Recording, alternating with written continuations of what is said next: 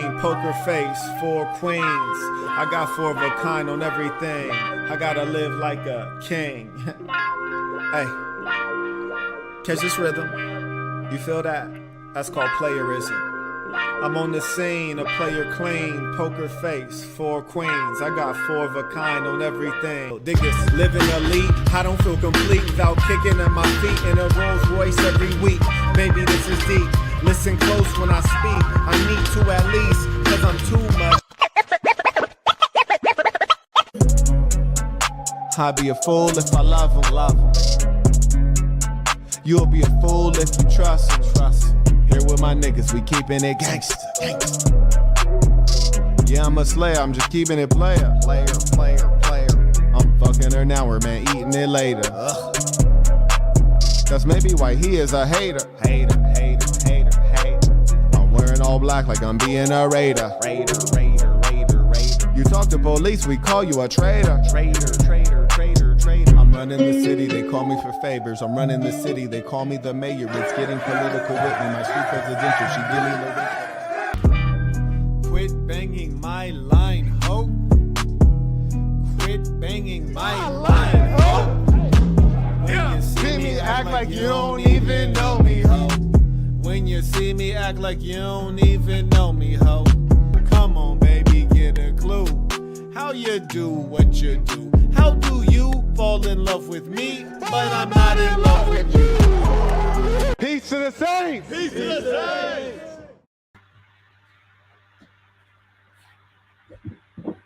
Peace to the saints.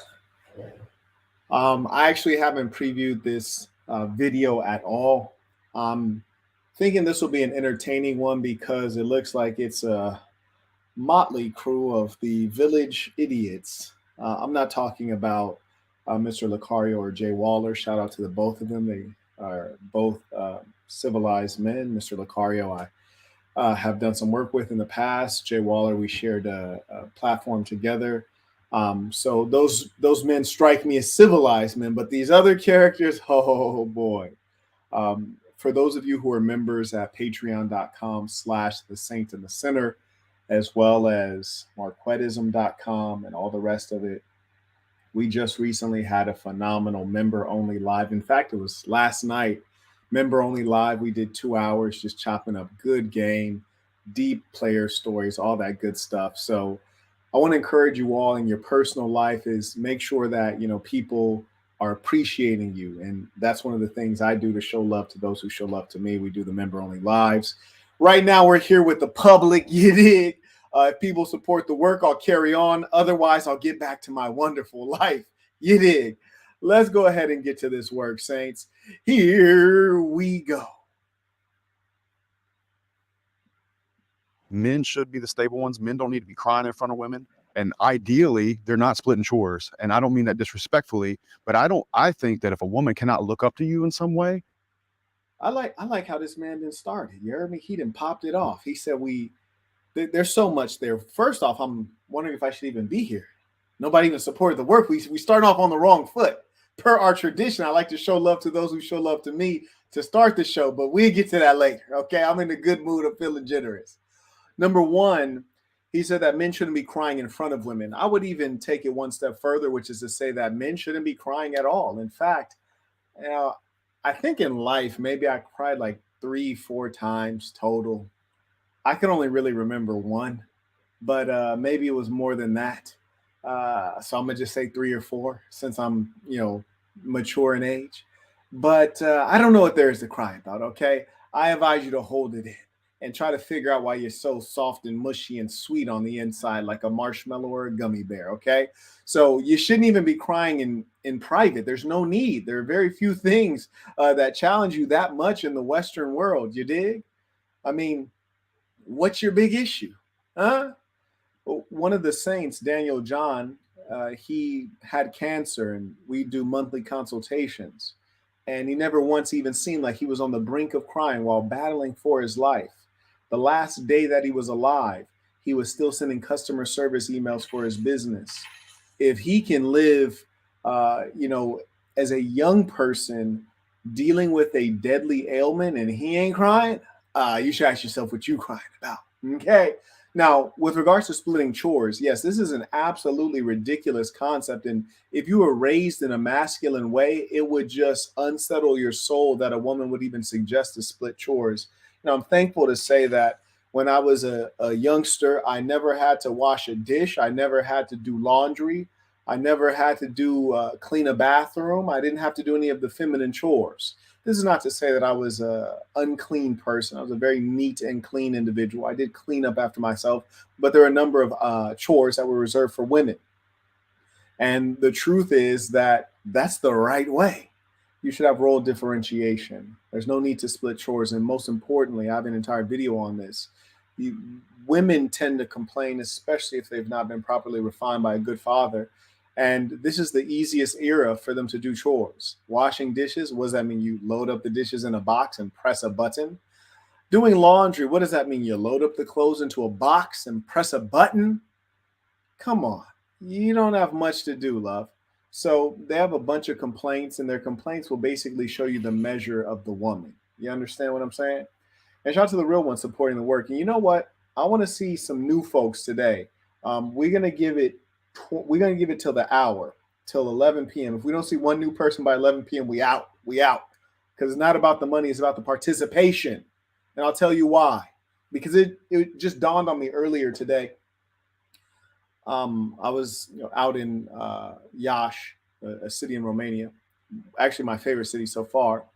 And I was thinking how I'll have thousands of people on a live session, and somehow some people can't send a single dollar, but they've been watching me for years. Like, that bothers me. I can't lie to you. It bothers me just in as much as a man, you should never freeload anything.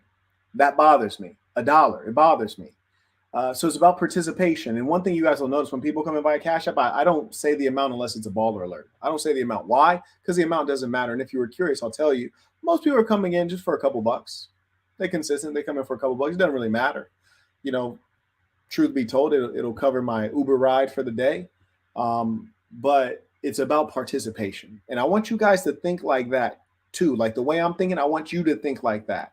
Because it matters who's around you as a man. It matters who's around you. And what I was thinking, I just want to share this with you. I was realizing, I was like, going live, and I do these kind of lives, lecture based, and I also do lifestyle stuff. It just dawned on me that I'm spending my life with you guys. You guys are spending your life with me. I'm spending my life with you. And if you're one of the saints, one of the members, we actually spend our life in real life together. You heard me? One of the members that DM me, and he was like, "Hey man, I see you're in Eastern Europe. I'm going to be here. Let's meet up." That's a beautiful thing. He's a member. I know his face. But I want you guys to always think like that when you're considering the men and women in your life. Anyways, may I acknowledge via Cash App? Cole writes, Jay Waller collab would be cold. And you know what? The brief amount of time we had together, his words on business, I really respected. I'd be curious as to his trajectory on a personal level.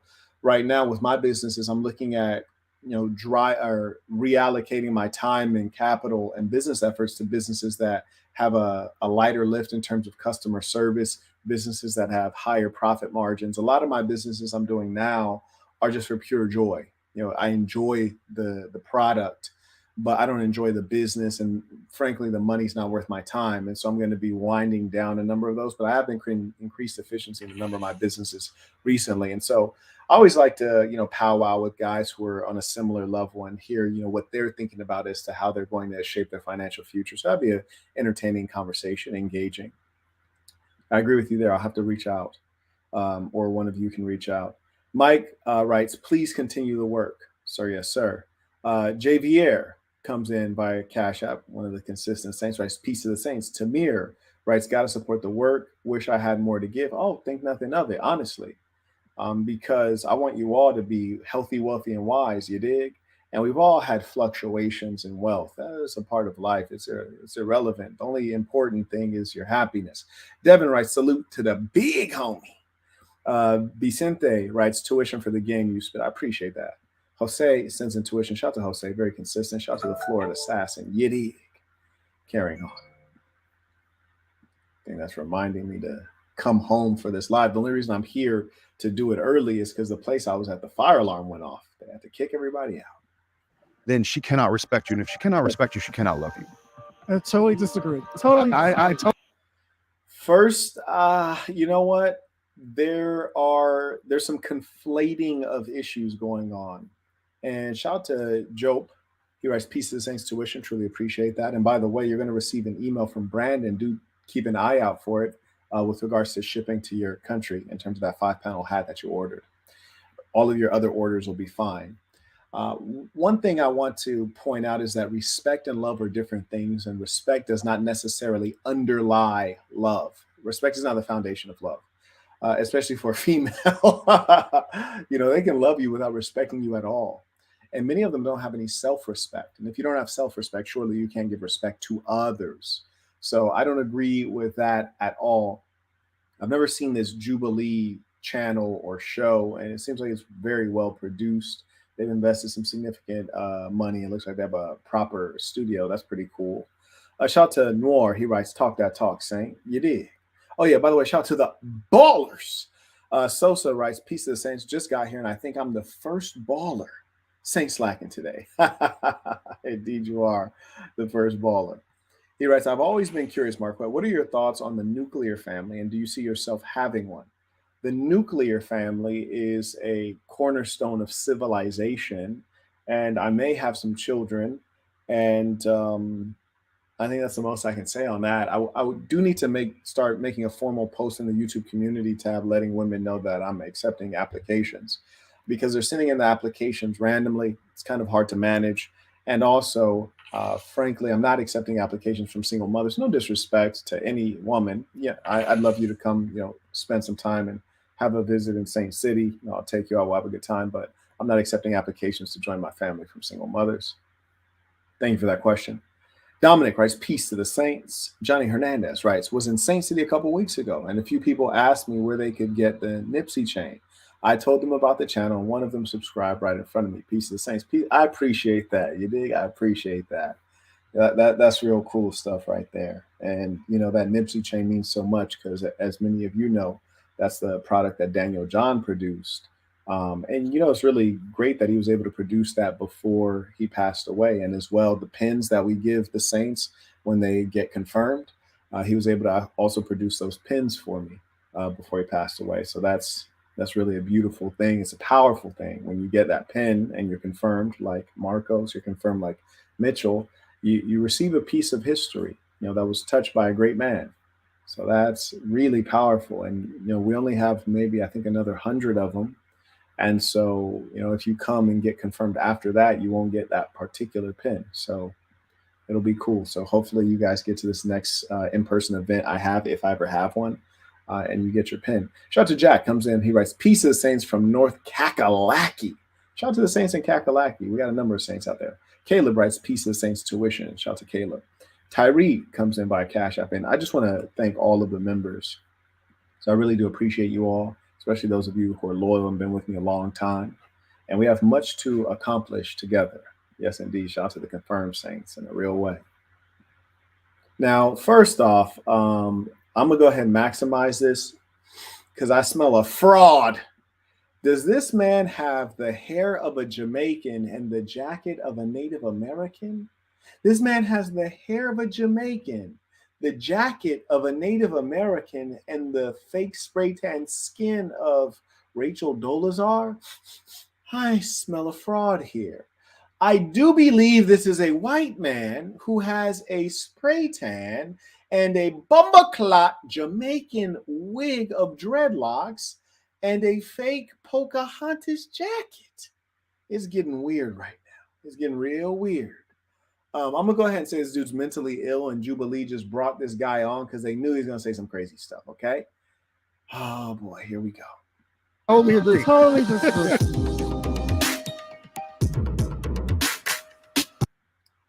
Now, I thought that was strange when they put alphas versus betas. I frankly don't like the term alpha. It's overused.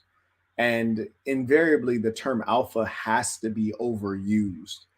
What I mean by that is the alpha is a rare breed, which means that it doesn't exist very much in nature. It exists only like, per tribe. In a tribe, there is a alpha, or shall we say an alpha. Within a corporation, there is a CEO. You know, within a team, there is a quarterback. So it is not common that there are alphas and people who crack me up with their self identifications. Oh, I'm an alpha. No, you're just a big mouth fool, mostly. One thing I want to warn you guys about, and as I've been like spitting a lot of game, a tremendous amount of game, and y'all really got to appreciate this live session, bro, because I spit some of the craziest game today.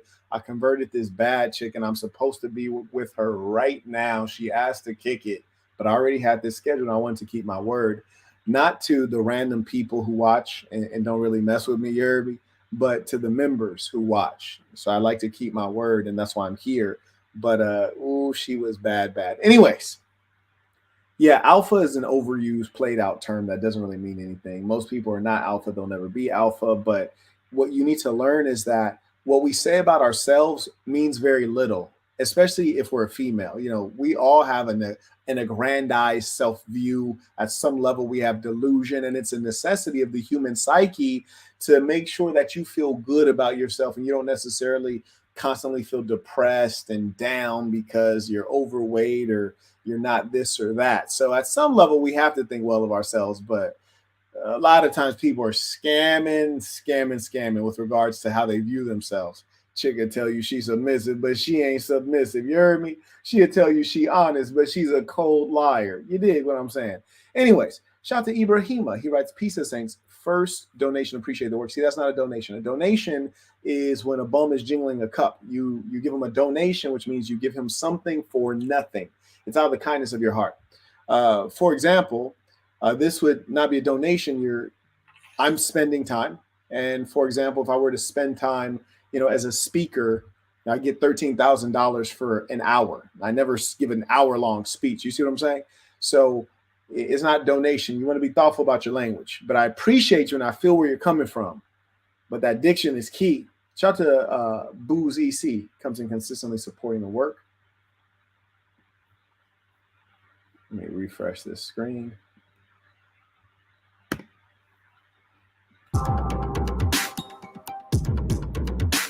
Well, one thing I can tell you is the guys they selected as betas, they damn sure fit the part. Listen to me. These boys look weird as I don't know what. Yes, indeed, they fit the part. I'm going to give them that. Now, I don't know what kind of strange weird male would want to even show up under the title of beta male. That alone is strange. I'm gonna go out on a limb and say 50% of these guys guzzle Skittles. Step forward if you agree with the prompt. Men are designed to want to sleep with multiple women.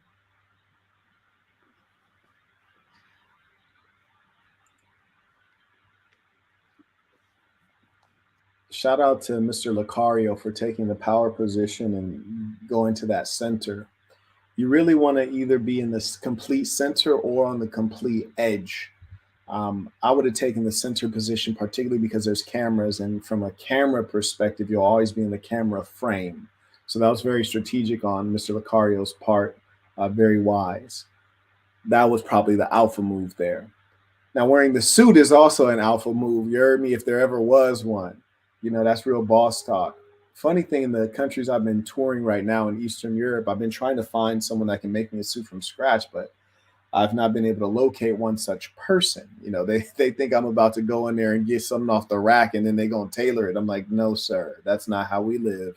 That is uncivilized. I will not be caught dead shopping for suits off the rack. What I look like? Kevin Samuels. Shout out to Joe Lacuto. Sends intuition. Truly appreciate it. Carry on. Yeah, I would say I definitely agree that men, want to sleep with multiple women. I think it's natural because one of the things is because we have so much sperm. And that This is bad. We got so much sperm. Shout out to Kamal. He writes, "My first tuition, appreciate the work." Appreciate you, boss. Absolutely. And welcome to this thing of ours. You dig? You're exercising a new way. And that's the key, is always doing things differently. Always seeing new things, trying new things, getting new outcomes.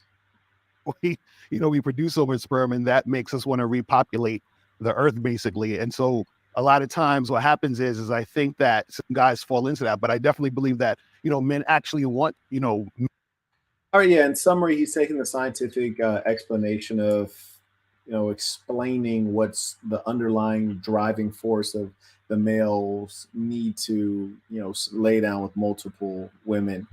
Yeah, we're mostly all familiar with that, and the female counterpoint to that is like, don't you have self control? Control yourself. You're not an animal. What if we all did everything we feel? Yeah, okay, shorty. Okay, carrying on.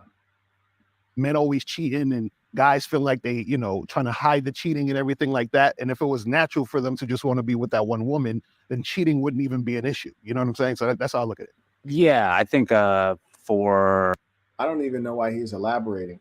There's no need to elaborate. This is one of those things that we all know to be true. So, like, really, they should just pass it to the other side and see what the beta males have to say. You did. And I first off, if we're gonna talk about men wanting to be with more than one woman, I need the beta males to all declare that they're heterosexual. I think we got a couple sneakos and zestinies on that side. You dig? They shouldn't even be a part of the conversation unless they can relate. Shout out to Joe Lacuto coming in with tuition. Gentleman writes, have you been to Bulgaria since you've been to Eastern Europe? You know what? I have not yet been to Bulgaria. I got a good friend whom I, peer in the tech industry who's over in Bulgaria. Very clever gentleman. He's in Sofia. No, actually, he's in Varna. He's in Varna. And so at some point, I might fly into Sofia and then drop over to Varna and see what's popping. He's an engineer, so he probably ain't ready to cut up. You heard me. But, we'll see what's up because I'm cutting up. I ain't gonna lie to y'all. I've been cutting up, man. Woo! the way we were cultured, I agree with that, but also to just through human history. So this guy just said the way we were cultured. It's like he wasn't even listening to Lucario, or he didn't follow the argument. So this guy is clearly the dumb guy on the alpha male side. He has a low IQ because Lucario was making a science-based argument, not a culture-based argument. And this goofball's over talking about the way we've been cultured. You ain't got to be cultured to want vagina, my boy, to want multiple vaginas, my boy. And one thing I've learned from going around the world, you can see the black guy, the white guy, the Asian guy, the Arab guy. They all want multiple women, my friend. The only thing that would stop you from that is being cultured. Cultured through certain religions, cultured through certain societal norms in a matriarchal society, but that about it. Right, for survival, maybe this is old school thinking, but it's just like for survival, you need to have lots of kids. So someone's pregnant. Okay, so this guy's an idiot. I'm going to basically skip what he's saying. It's not about survival, you imbecile. If you're alive, you survived, okay? You could make a better survival-based argument than that and say you have a higher number of children, you have more children who can support you in your old age when you actually need to survive on the backs of someone else. But this is clearly the low IQ guy. I would also go as far as to say he's in poverty, looking at the way he's dressed, which is, I wouldn't want to sit next to this dude. And if I saw him walk into a restaurant I was eating at, I'd wonder why I didn't spend more money on the restaurant, because this dude looks turbo broke and extraordinarily tacky, and he's an imbecile. Carrying on. Is natural in us, so then therefore you're going to want to do it. So I don't think it's a natural thing to just be with this one woman, but at the same time just want to be with her. You know what I mean? Yeah. Okay, so this is a bit repetitive at this point.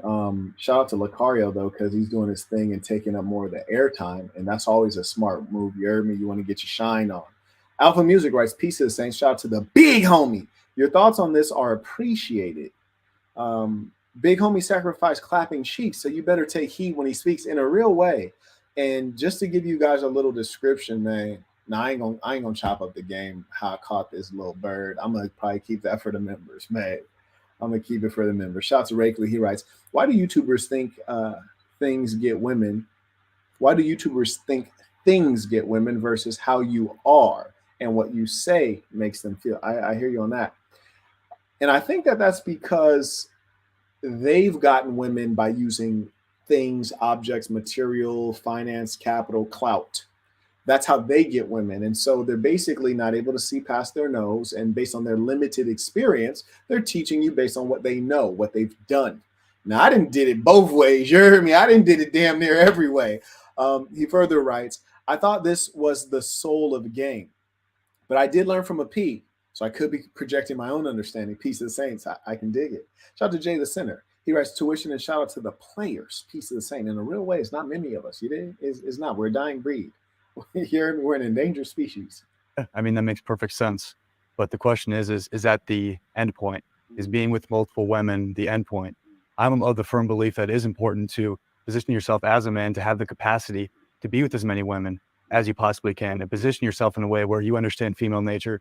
You max. First off, he's one of those guys that you look at him and he looks sharp. So you're like, okay, this guy's smart.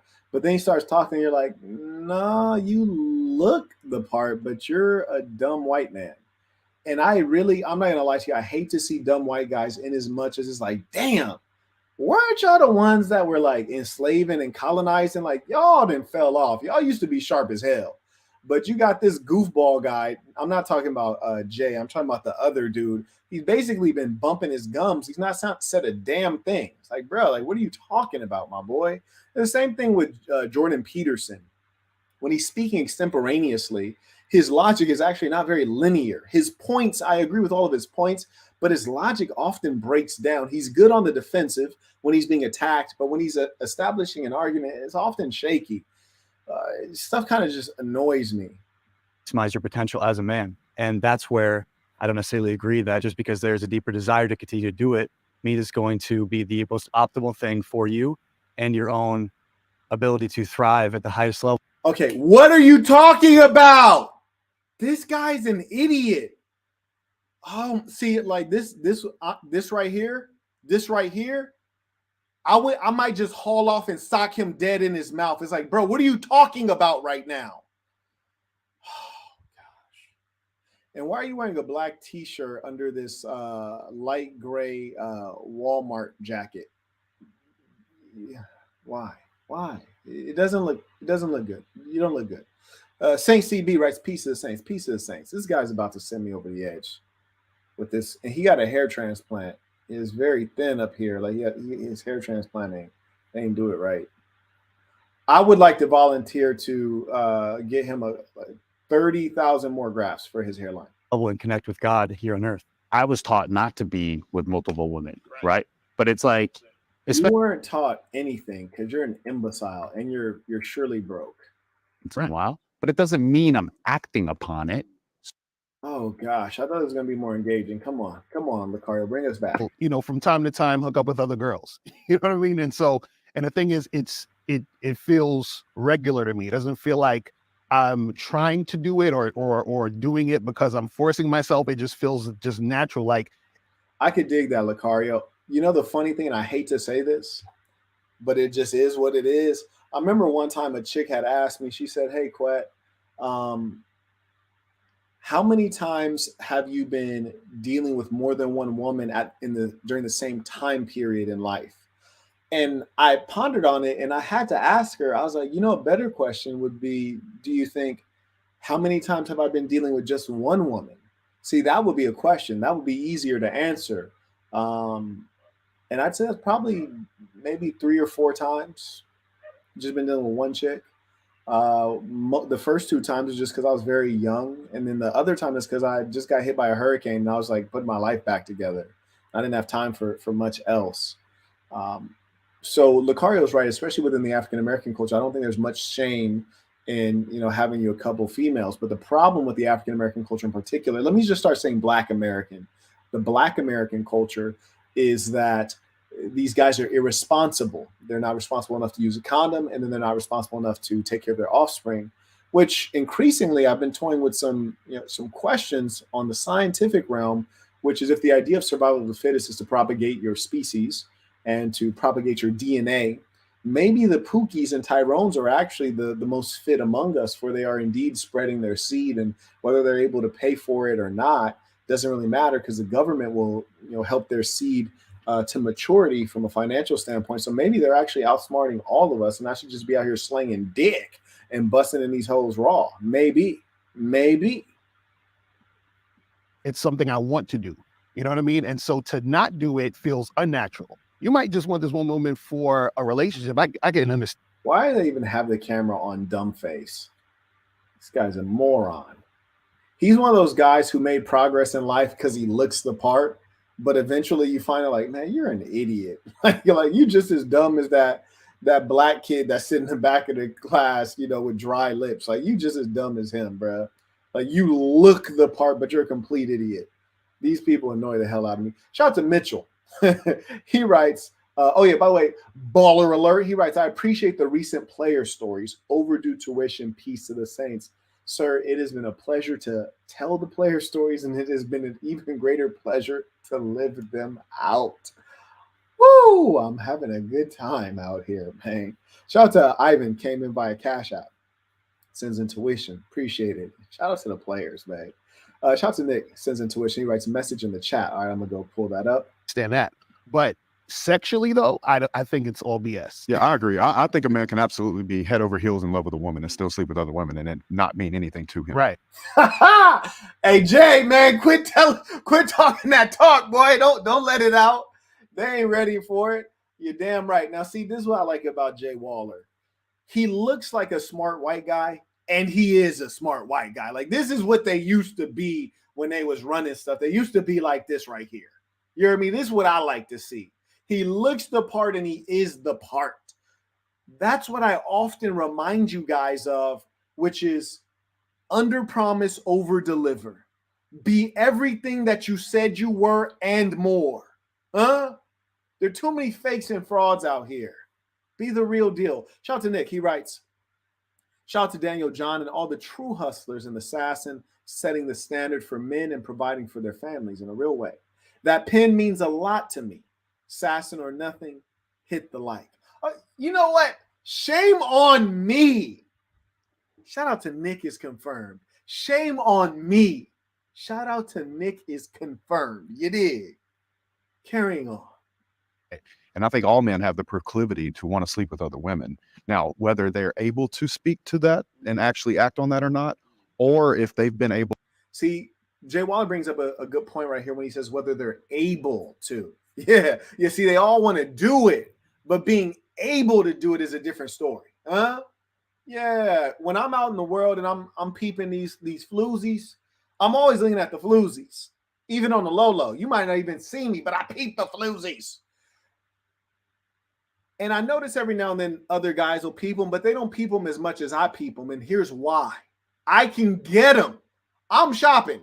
It's like you're in the mall. You heard me? You're a rich guy in the mall. You could cop whatever you want to cop.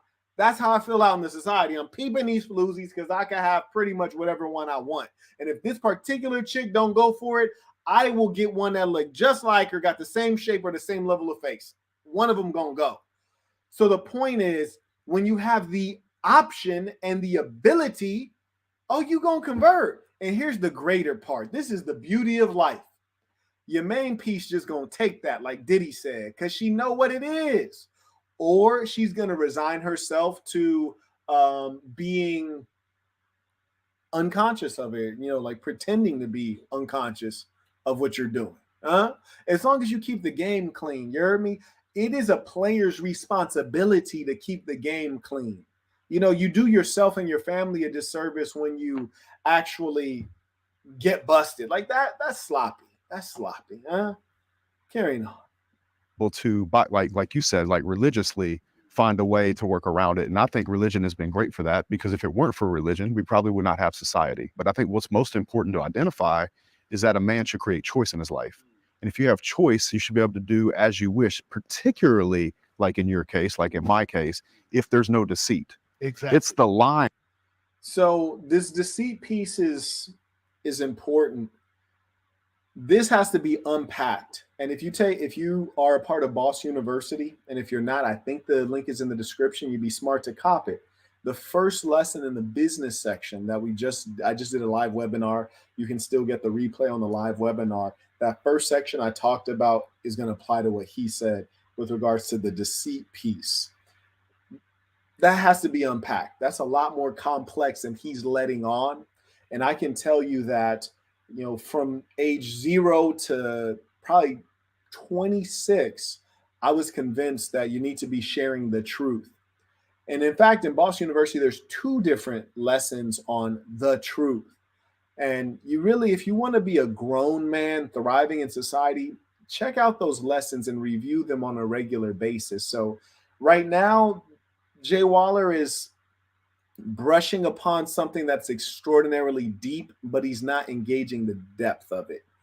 I think he and I probably disagree here, but the dark truth that I would have to speak to, I wouldn't speak to publicly. That, in my opinion, is actually the overall problem when guys, tend to go outside of a relationship. They lie to the woman. That's not a problem. There's some women who prefer to be lied to because they don't have to tell their family that they know what's up. They don't have to tell their girlfriends they know what's up. And some women want to be lied to. You heard me? They can't handle the truth. They know they can't handle the truth. And here's the funny thing. Some women, you might tell them the truth and then they tell you to stop. Like they're basically saying, hey, you, don't be you.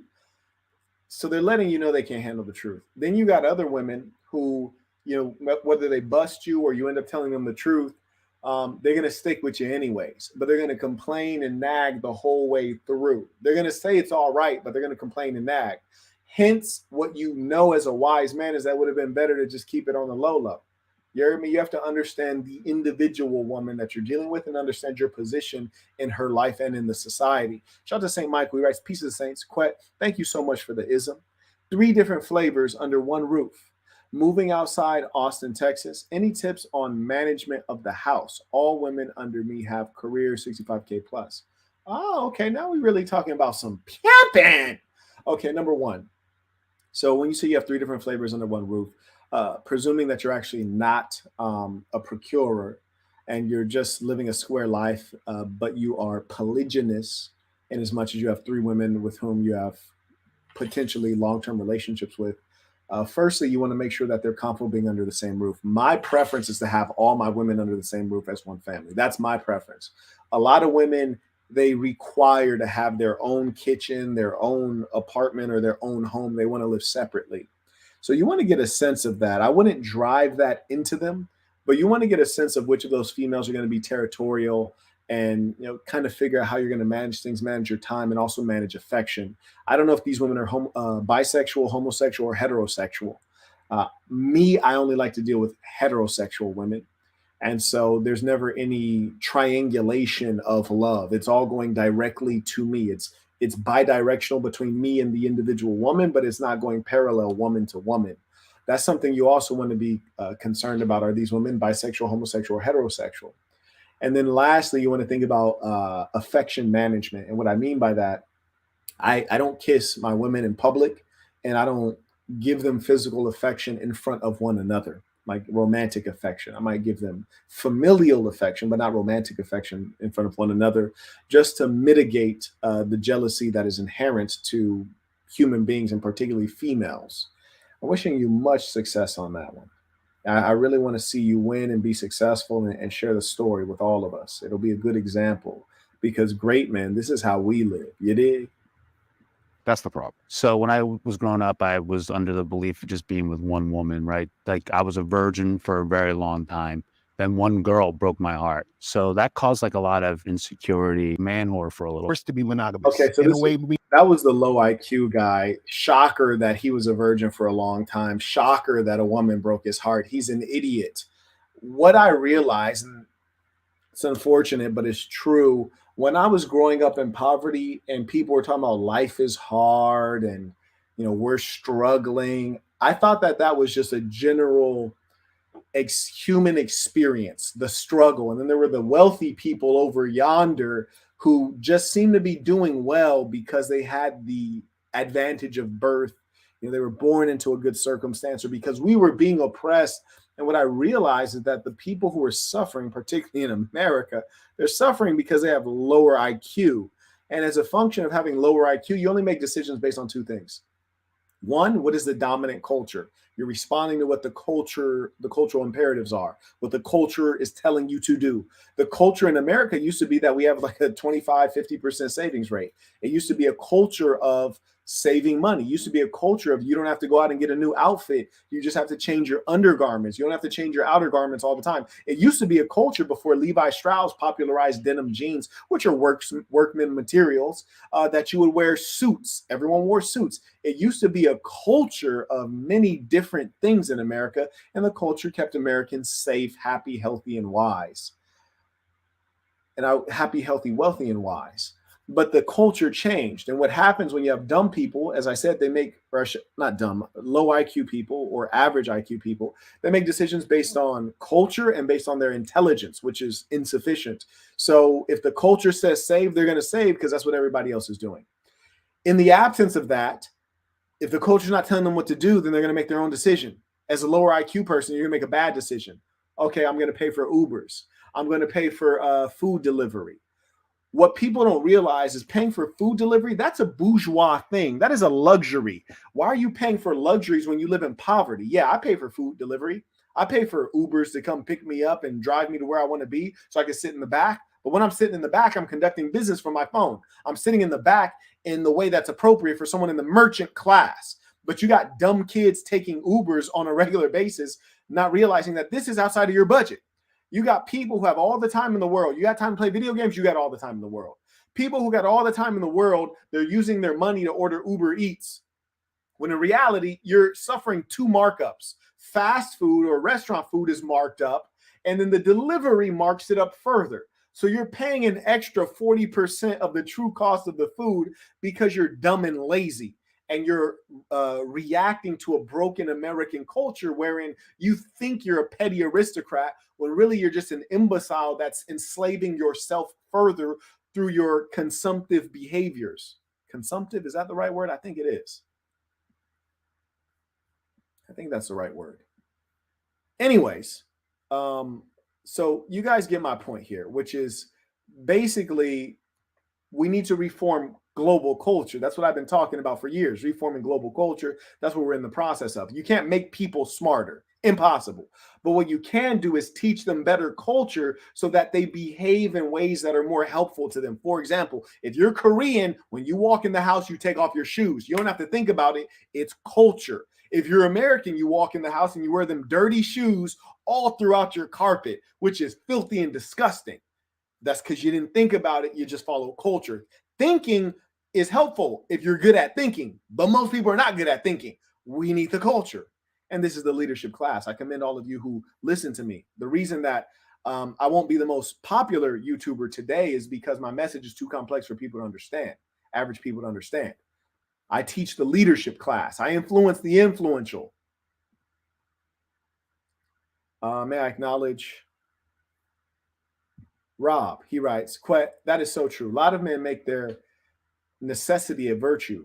They barely can get one woman, so they shame the players. Talk about it. It's called jealousy. You heard me? They want to live like a pharaoh too. They just ain't got the means to do it. You're right. It's like the dude who can't afford a Rolls Royce talking about he doesn't like the Rolls Royce. You ain't never lied. Bro, listen to me. I remember one time I was at a resort in Las Vegas in the Aria. I got on the elevator. I was talking to my assistant and we're talking about cars. I was making a decision between two cars. I said, well, do you like the backseat experience of this car or this car? And then someone had, made a comment about the Rolls. And in my head, I was like, but what do you drive now? And I was like, you can't afford a Rolls. Like, just get out of the conversation. Like, this doesn't have nothing to do with you. This is out of your league. People lie to themselves all the time. You don't like the Rolls Royce, bro. Knock it off. Now, truth be told, as a person very much so familiar with Rolls Royce, Bentley, and all of these car companies, the interior on a Bentley is superior to the interior on a Rolls Royce every single time. If you've seen the Mulsanne, it's gorgeous on the inside. The stitching is just extraordinary. They really do a great job with the interior of the Bentley. The front experience of the Rolls Royce aesthetically, I'm not impressed with it. The Bentley and the Rolls Royce used to be in the same company. They have a lot of things in common in these automobiles, especially as you go farther back in time. But the point is, yeah, a lot of people lying out here. Delusion. Ryan writes, wishing you all the best. I appreciate that, Saint. I really do. Thank you very much. I'm wishing you the best as well. Yeah, it always turns out that it always is a word now, isn't it? Always turns out. Carry on. meaning that they have no choice because they don't have the skill to attract multiple women. And a lot of times they'll use that as virtue signaling. I would never do such a thing. Well, actually, bro, you can't. All right. Nice. Can the disagree step forward? I remember when I would like go Look at on this tour and goofball. things like that. Oh gosh. I'm just give you guys a little bit of time to take this in. I'm gonna maximize it real quick. Oh boy. Why? This is one of those things where if my son was looking like this, I would ask myself, do I take the boy out, or do I take myself out, or do I take both of us out? I think probably just take both of us out, because I clearly failed. You heard me? If my son looked like that, I've clearly failed. Oh boy. Let's hear what this weirdo has to say. My friends would always try to encourage me to like hook up with girls that were on to me. But I Here's the weird thing. I already feel like he's lying. He said my friends would encourage me to hook up with girls that were into me. Girls were not into you. That did not happen. On what planet did that happen? That did not happen. You have no features. You have no features. Your haircut looks like you should be playing on a Ninja Turtles movie, like the old one, like from like the late 1980s. You're wearing a cheetah print dress. You are bony. Looks like you are recovering from fentanyl addiction. You have bags under your eyes, but you're probably not even that old. You know, you have no features. You look terrible. You look pale, like you might just like fall out right now. Like maybe you have a mild form of cancer. No, you have no features. Women did not like you. Your friend. You're making up a story right now. I don't believe you. This is nonsense. Anyways, shout out to one of the saints just became a member. Shout out to Ibrahima, just joined the family. So in a real way, welcome him to this thing of ours. He is one of us. Shout out to Marcos, came in with tuition, writes Peace of the Saints, tuition for the international super player. And you know what? I really only tell like a small percentage of what I actually do. You heard me? Just imagine what I actually do. Shout out to Cole, came in by a cash app. He writes, Jay Waller said, you know where to find him. Okay, all right. I'm going to start using cryptic ass shit like that. You know what? This motherfucker got a bat symbol. You know, you turn on the light, you just flash that shit in the sky. Motherfucking Batman show up and shit. Oh, God, I like that. No, for real, though. I actually do know where to find them. Carrying on. I wasn't really like into it. And it made me feel like weird, like off, like there was something wrong with me. Hold on. Look at oh shit. Look at how Jay Waller looking at him. Motherfucker is disturbed. Nigga, Jay looking at this motherfucker like he wanna oh shit. I can't even say what I want to say publicly. I might have to start doing my streams on webinar, just like we do the member only streams. I might have to start doing them on webinar, because the look that's in this man's face right now, I can't say what I want to say, but I feel like I know what he's thinking and feeling. I'm gonna just say that I feel like I know what he's thinking and feeling. Shout out to Ibrahima. He writes, just became a member at marquettism.com. Where can I find the link to the Discord Peace of the Saints? Every month we have a new member orientation just to make sure that weird people are not coming into this thing of ours. So you'll go through the new member orientation first of the month, or rather in the early part of the month, we'll post it on the member sites. Go through the new member orientation. You'll meet us, we'll meet you, and then we'll give you the Discord link straight away. Thank you for asking, and welcome, welcome, welcome. Major Mind and Soul writes, sorry I'm late. I was getting to the bag. Hallelujah.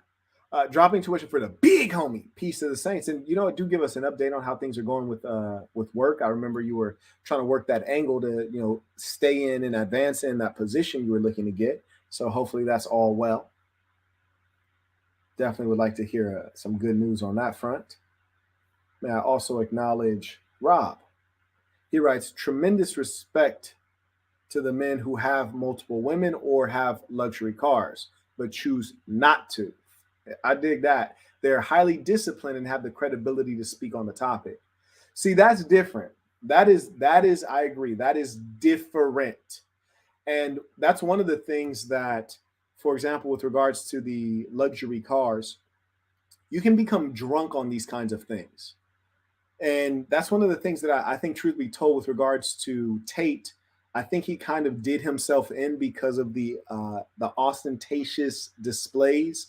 I think increased the hatred that common people have for him, increased the hatred that leftists have for him. People who are socialist minded, they believe in equality and sameness. And then you got a guy who's driving a car that's worth more than, you know, the house that you would have if you could buy one. And that just creates excessive hatred. So I think that you're right. It is a disciplined person who refrains from doing those things, or at least refrains from promoting that they're doing those things. So yeah, I totally agree. It's much wiser to stay low key, and just as a matter of etiquette and being a proper gentleman, you know, you don't want to be too showy about your wealth, and in fact, you really shouldn't discuss wealth.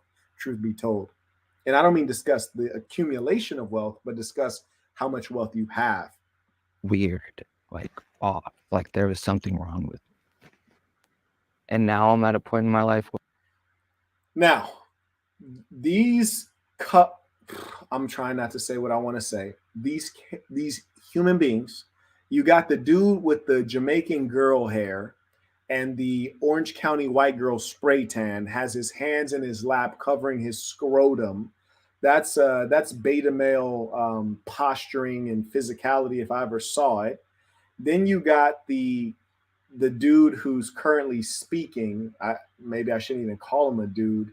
And this guy's posture looks like he has scoliosis or something, because he's slumped down in a very small way, which basically shows it's a manifestation of his manhood and his masculine presence, which is kind of hanging down. I mean, look at his neck. There's no straightness to his neck.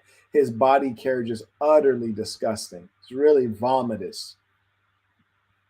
I feel like I'm only having sex with multiple women, so I'm not weird. So I'm quote unquote normal. I feel like even when Okay, can we all agree this kid needs a therapist? I'm like, damn, Jubilee, like, why you bring bro home? Like, nobody want to hear this depressing stuff. Like, get this guy a therapist and get him the hell out of here. You feel me? Like, this is gross right now. Stop it. I do have sex with these random women, it doesn't give me any gratification. And I know that comes with like random sex in the end. This kid is one of them emo boys that be in your high school. You heard me? You be hoping nobody mess with him. They gonna the whole school. This kid is just a real nut. And the worst thing about the society today is that we take weirdos like this and we give them a platform which suggests that they represent a significant swath of the population, which they in fact do not. People like him with a chemical imbalance in their brain, which makes them prone to depression and certain types of ideation, can't say the word. These persons are rare and they're strange and weird, and you don't want to be like them. It's like, why is it even worth platforming a person like this? I don't want to hear what this weirdo has to say. I'm just hoping he stay away from my kids. You heard me? But I know in the back of my mind that like I just like simply don't enjoy this. Like, why is he still talking though? I've been Strange. with this way. I was doing the right thing, so I don't think. Now I'm glad someone started talking, and I will guarantee you I would have cut him straight off. First off, he was talking too long.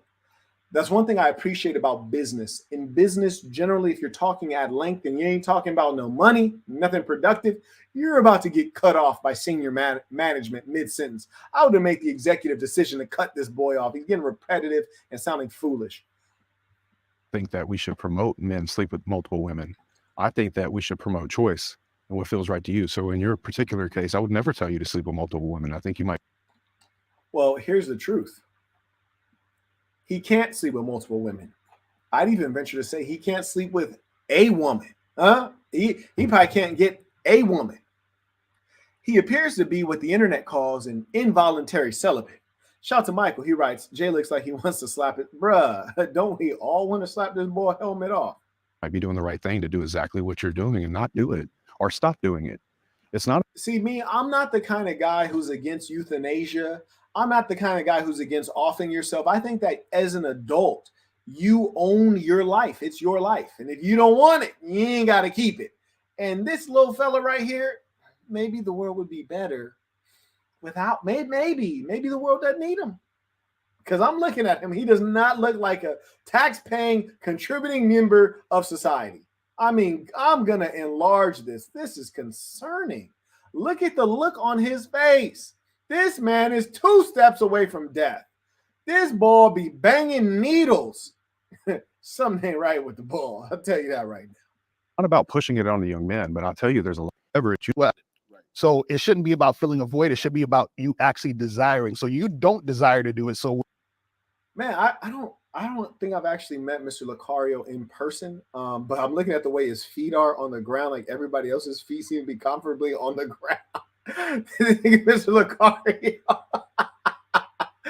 Oh, it's all love, though. It's all love. And while I'm looking at Mr. Lucario trying to get the sole of his feet on the ground, why in the hell is my boy next to him wearing bell bottoms? This man ain't sure if he's a goddamn a Mohawk Indian. He ain't sure if he's a goddamn rude boy Jamaican. He ain't sure if he's a goddamn flower power hippie child with these bell bottom pants. This man is trans identity. This man is spanning many races, ethnicities, and time periods. It's creepy. which is why you shouldn't do it. But there are guys who desire to do it, but then they're suppressing. Okay, we're just gonna skip through that. The reason I think women and men, the question was, do you feel that men are meant to sleep with multiple women, or they're just, that's what they do? And I don't think that's true. I think it's a part of your character and who you are. I do believe that if you All right, this guy has some very effeminate hand gestures. I'm starting to wonder, is he born a female and maybe he transitioned? I wouldn't be surprised if Jubilee is doing the thing that Vice News typically does when they basically introduce, suspicious characters into the panel, right? Like you got a panel on what is manhood, but like half of the contestants aren't even men. You're like, what? Or you got a panel on what is femininity, but half of the persons participating, the attendees, are like not even women. You heard me? They might be doing that on us. You just never know nowadays. I mean, hell, I might even be an AI projection. You heard me? Tupac might be alive right now cooking burritos. You just never know what's going on. The world's getting spooky. But one thing I would say to clarify that I think is accurate is most men would prefer to be able to sleep with multiple women. Most men cannot. There is a section of men who don't have that desire, and they'll never be able to separate out whether they don't have that desire or they failed so much at acquiring women that they're holding on so tightly to the one that they do have because they're scared to lose her.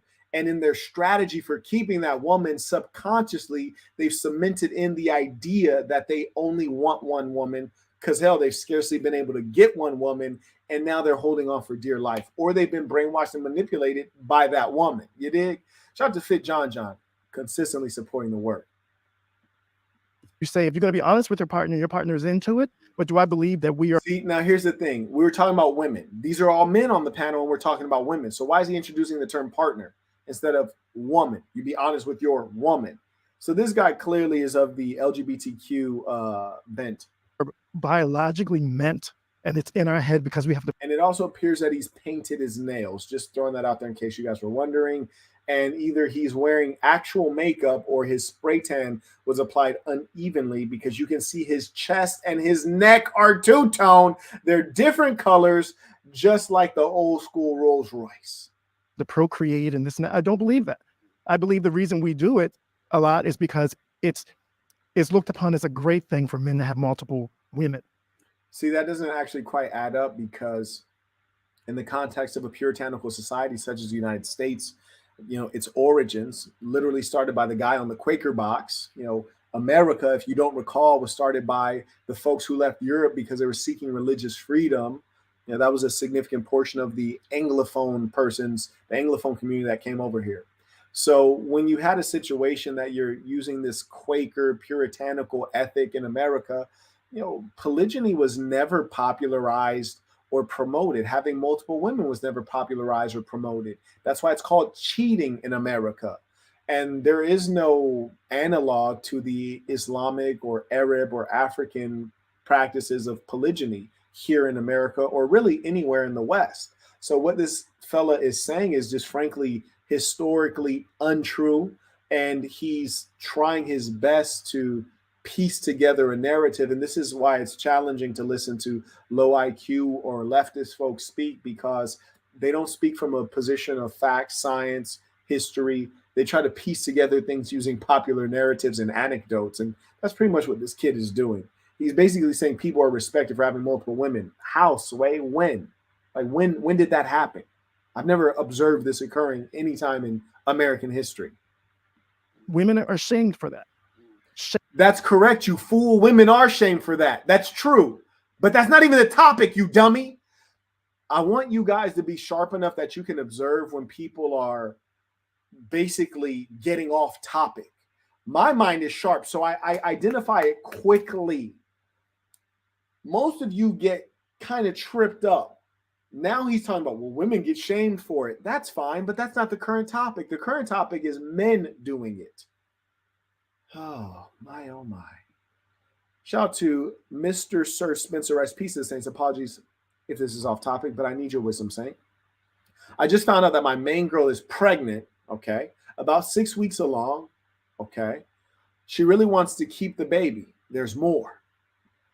She shows me outstanding respect and goes out of her way for me. I brought up the idea to abort. She said if I wanted her to, she would, but I would rather not. Okay, so when you say I would rather not, you probably should put that in quotations, because I'm assuming you mean she would rather not. Let me tell you this, and I'm going to keep it a buck with you. Oh, you got another message here. Okay, cool. He writes, do you have any advice on fatherhood? I'll tell you, I don't have any children. I'll tell you that right now. And you might ask yourself, am I younger than Marquette? Am I older than Marquette? Why doesn't he have children? Maybe there's a reason. I ain't got none that I know of. You did. More you could call at any moment. He writes also how to bring up me having a side piece, because I'm young and I still want to be in the game, but I'm ready to do whatever it takes for the baby. Wow. Okay, now let's talk about this. This is important. And we're going to take care of this real quick. Number one, do you want this baby now? That's the only question that matters right now. And I want you to answer that, and then we're going to move on. We're going to carry on with it. Do you want this baby now? Because what I don't want you to do, I don't want you to be tricked or manipulated by this female. I also don't want you to succumb to human emotion, because human emotion can have you make the wrong decision in a moment. Realize people say if you have a child, oh, you're obligated for 18 years. That's not true. You're obligated for the rest of your life. The child probably is going to outlive you. So for the rest of your life, you're obligated. Definitely to that child and partly to that woman. So I don't know what your age is. You didn't give me that context. I don't know what your stability level is mentally, financially, or otherwise. But the chief question is, number one, do you want this child right now? Do you want the child? Then the second question is, can you handle the child? See, there's want. Do I want the child? Let's look at Maybachs. Do I want a Maybach? No, let's not look at Maybachs. Let's look at the Rolls-Royce Cullinan, because it's very expensive. The Maybach is affordable. It's like $250,000. The Cullinan's like $500,000 by the time I get the options that I want. Yeah, you heard me? So let's think of the baby as a Cullinan. Do I want the Cullinan? Yes. Can I handle the Cullinan? Nah. Because my definition of being able to handle it is to say, if I took all the money I would spend on the Cullinan and I threw it into a fire, would that bother me? That would bother me. So I would not define that as affordable. Similarly with the baby, do you want a baby? If you want it, good. That we're moving in the direction of keeping it. Now, can you handle the baby? Meaning, can you support the child financially? Can you support the mother emotionally, financially, and as appropriate? Well, if you can't, you might want to ask yourself about this conflict between what you want and what you can handle. Because if you find that you can't handle that child, it's going to cause your relationship with that woman to break down sooner than later. And then, she's going to end up being a lonely mother, and you're going to end up paying child support. And that's going to degrade the quality of your life. So there you go. Do you want the child? Can you handle the child? And it doesn't matter what she thinks or what she feels. And let me tell you, there's going to be so many levels of manipulation she's going to wage on you. And if she says, I'll get rid of it if you say so, and then you say, yeah, get rid of it, then she's going to start hitting you with tears and and all this other BS, it's fine. Endure it. Make her get rid of it. Don't fold. You heard me? If she said that, make sure she do it and get it done as soon as possible. Don't give her any time to think. Don't give her any time to consult with her mama or her girlfriends. Get it done. And I tell you what, there might be some religious zealots on the call. Like, Marquette, don't tell him to get rid of the baby. It's for the good of everybody. If you don't want it and you can't handle it, let it go. Let it go. If you want the baby and you feel like you can handle it, and most importantly, you got enough time invested with this girl, you've been through challenges with her, you know how she behaves when she's under stress, you know how she reacts, you know that she's solid and loyal, and she comes from a good family, then carry on. But I'm going to keep it real with you.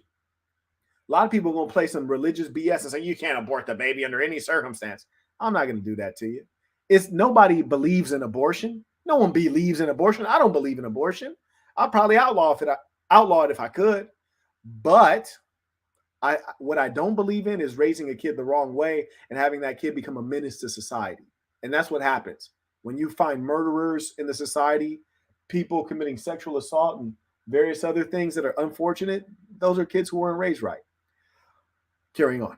Shane, totally. I have one son and 2 daughters, and I know the difference of how I felt when they were 15. They're in their 20s now. They were 15 versus him having multiple partners or my daughter. So if I could struck a check for $1 million and never feel that feeling again, I absolutely would. I really, really would. It's something that I really hated myself for, and I felt very apart. I grew up in the South Louisiana. It was a Bible Belt, and I felt. May I acknowledge Heels In came in via Venmo. Shout out to Wayne. He writes, peace of the saints, nothing but respect for what you do. I appreciate that. Shout out to Mr. Alam, comes in with tuition via Cash App. Carrying on. Felt very distant from people around me because I had this urge in me and could not understand why I was so different. Like, the biggest self-hate I've ever felt in my life is over this particular subject. I thought I was broken. And I understand you. And me, again, I'm going to come back with, just. This dude is a softie. So it's like what Jay Waller is saying is true for Jay Waller and guys like that. And what the softie is saying is true for softies and guys like that. And I don't look down on a guy because he has one woman. That's fantastic. His life is simple. That's beautiful. If that's what you feel in your heart, carry on with that. But I'm going to keep it player. You heard me? And I'm going to live like a big boss. You heard me? I'm going to live like the pharaohs. I'm living like my ancestors. And I need not judge you for living what is appropriate to what you are capable of dealing with. And I'm going to live like a boss according to what I am capable of dealing with. That is appropriate. Give me 1 second. I think my doorbell rang. I hope it's not one of these chicks. Oh, I'm scared.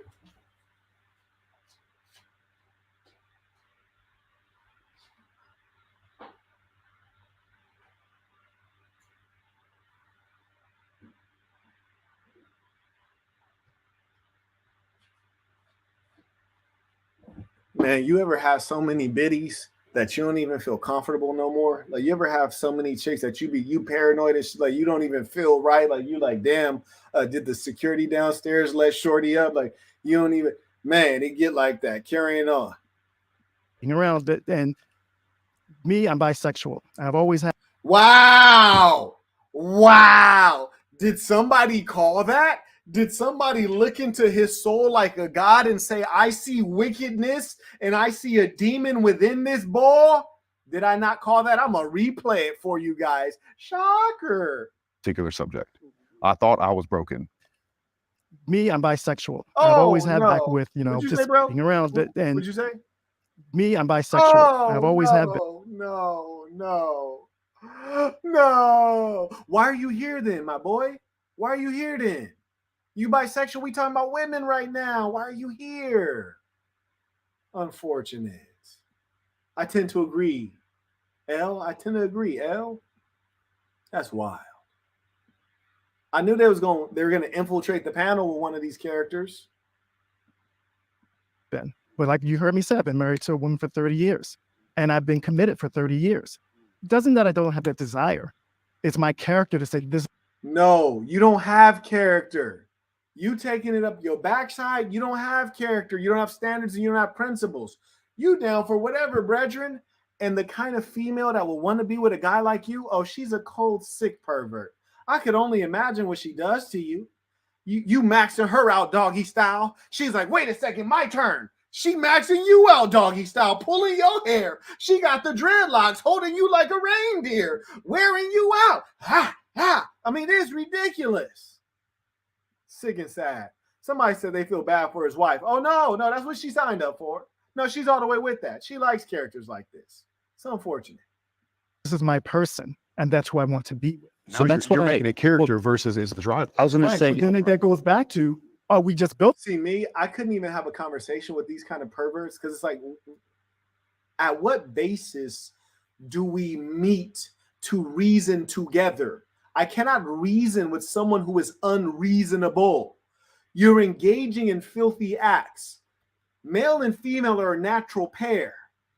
We're biologically wired to want one another. We're having a conversation here about men wanting multiple women, but we're having a conversation with a dude who doesn't even really love women like that and would just as easily lay down with a male, which is an unproductive relationship, not productive. It does not produce, does not lead to offspring. In fact, would lead to extinction of humankind if we all were to lay down with the same gender. We're discussing this with that mentally ill person. How can we reason with someone who is unreasonable?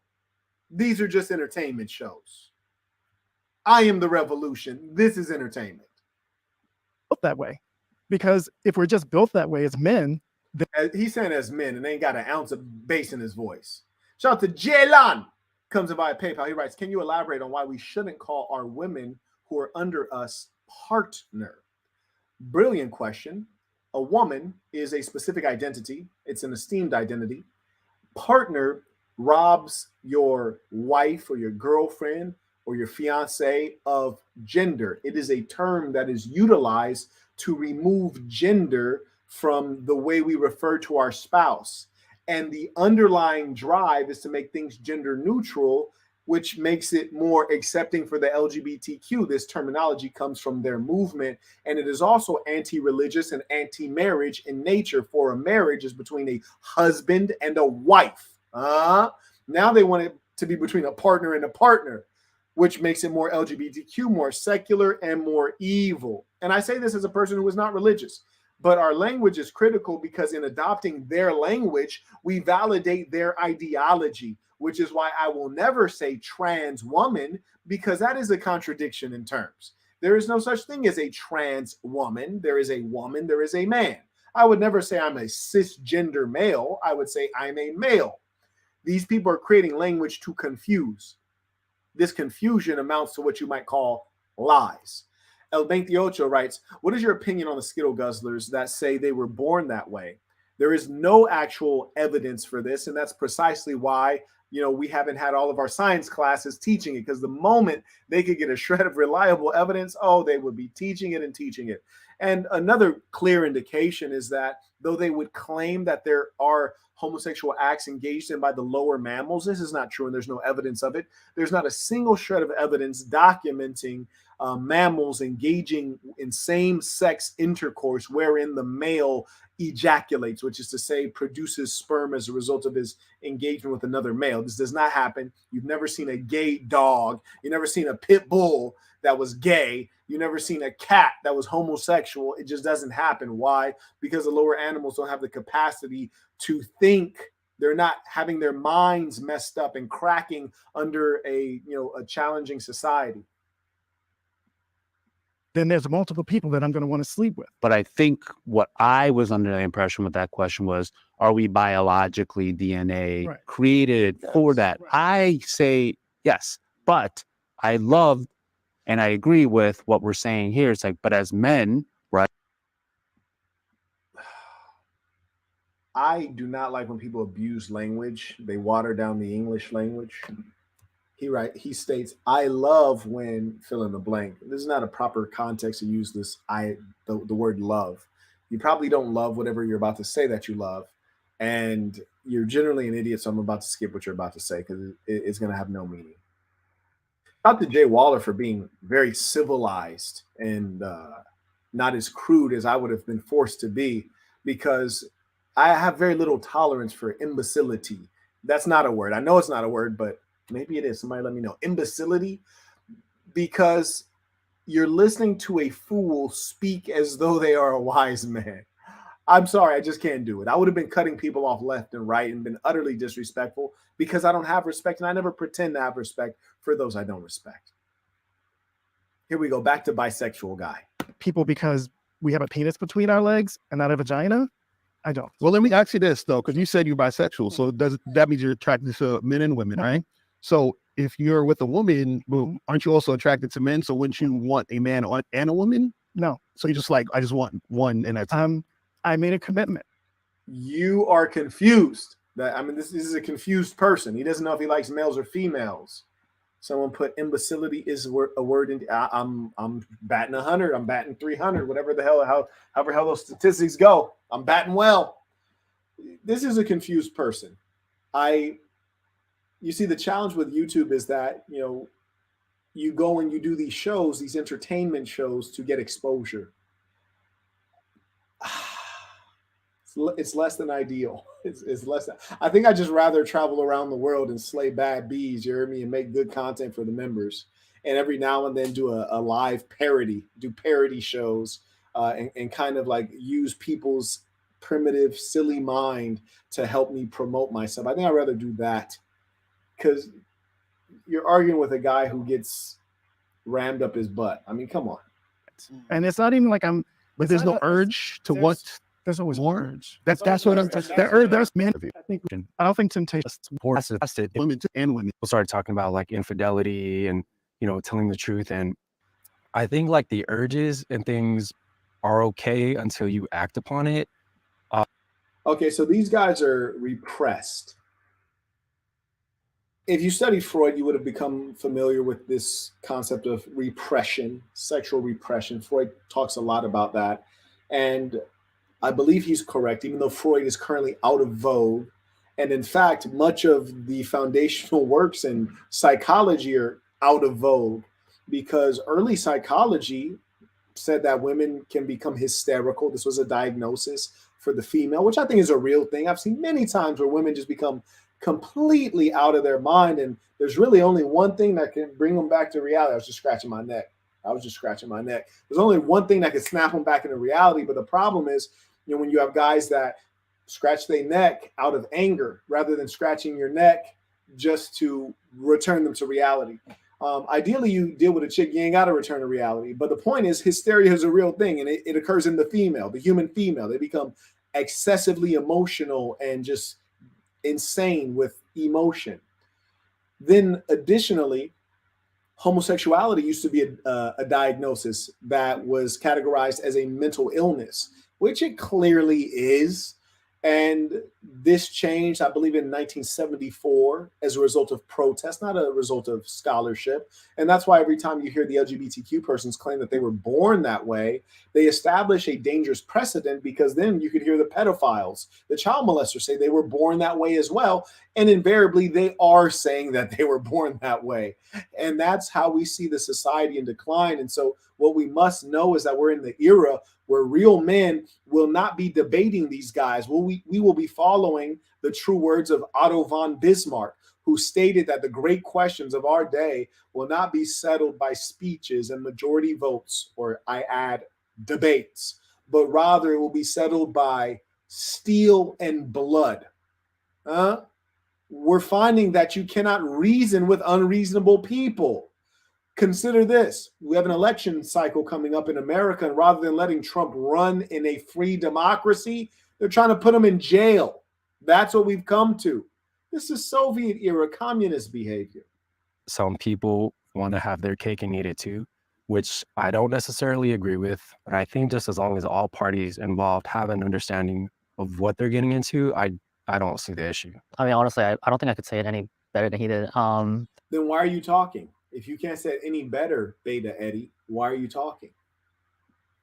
That, which I feel like most of us or all of us kind of agree upon, that I know my Asians right now are like, damn, why they got to throw them in there on the beta side? You heard me? And I feel you. I had a partner named Shane, ethnic Chinese. We went to university together. Good friends. We co-founded a fraternity. You can read about this in my book, The Black Box, which you can get on Amazon.com. And he was an unusual gentleman when you compare him with stereotypes for Asians or Chinese. Cat 6'2", and could whoop your ass in basketball. You heard me? He could throw the 3 ball up. He could take you to the paint. He was nice. And he was a real one. And I know cats are looking like, why are you enforcing this weak Asian concept? Because as soon as I saw him, I was like, this is exactly what this is. And I really don't respect it, to be honest with you. And the ironic thing, the reality of Asians, if you've traveled throughout Asia, which I've lived in Asia, is that the Asians are one of the few ethnic groups that are properly regulating their families in a patriarchal way. And then you put this guy up who is not representing what is typical in Asian culture. This guy's an outlier. In the end, it is a choice that, like, if you want to be in a poly like relationship, that's fine as long as there was an agreement. Obviously, don't, be in a monogamous. Okay, let's be real here. Now I got to be the bad guy. Now I'm the bad guy. Okay, so he's saying as long as there's an agreement. You know what? Increasingly, I find that you don't need to have an agreement with a woman. Increasingly, I'm finding that you just need to share values with a woman. And when you share values with the woman and then she respects you as a leader, there's a lot less talking to do. There's a lot less negotiating and agreeing. And sometimes you just got to tell a woman, hey, this is what it is, shorty. Yeah, this is what it is. I didn't ask you your opinion. This is what it is. And if you gonna roll with me, roll with me. If not, go ahead and jump ship, baby. But jump ship quickly, all right? So we could get a new chick on board, huh? Y'all over here making deals and agreeing with broads and going 50-50 and all that. That's nonsense. That's out, man. And I say that as a guy who's flooded with chicks. You hear me? My doorbell rang. I'm paranoid that that's a chick showing up that I don't want to come. You hear me? That's uninvited. You hear me? And she bad. I'm trying to dodge beautiful women. So as a man who's living like that, I'm telling you, you don't need to make deals with these broads. Stop it. I don't make no deals. I call them what I want. I name them what I want. I tell them how it's going to go. And they be like, sir, yes, sir. All right? Monogamous relationship, and then, like, single-handedly choose to, sleep with another woman without telling your partner, like, that's when, like, issues arise. Your partner. Hi, this is I'm going to go ahead and go out on a limb. And by going out on a limb, I ain't going out on a limb. I'm going to say that he's also bisexual. You heard me? I'm going to say that they got 50% bisexuals on that beta side. But remember, I said this at the beginning. I'm going to go ahead and take a pause for the calls right now. Shout out to EJ. He writes, tuition, peace, and saints. Appreciate it. Thank you for supporting the work. May I also acknowledge Walton went and copped him some drip. He copped a hoodie at assassinbrand.com as well as a t-shirt. He actually got the Assassin logo with the cream background. And this particular shirt is actually going to be discontinued. So he's wise. I actually got the same shirt with me on this trip, and I've been enjoying it. You dig? And it's a beautiful thing to have that Assassin logo because that's the flag. You heard me? You're going to go around the world. People going to know you one of them boys. Ragini, the director of this episode. You can now stream your favorite episodes of Middle Ground on Spotify. Back to the So Yeah, it's true, man. It's true. Look, I think one of the most beautiful things about love is being able to fully take care of a woman. And Now let me. It seems like they may have shared a topic. So let's hear this topic. Let's get back to the video. Submissive women are more attractive than dominating women. oh hell yeah, See, I don't know what's up with their English, but if I understand what they're getting at, I would have thought they would have phrased it: submissive women are more attractive than dominant women, not than dominating women. Like what country? I don't know what the hell country this podcast is based in, but I'm pretty sure that they kind of screwed that up.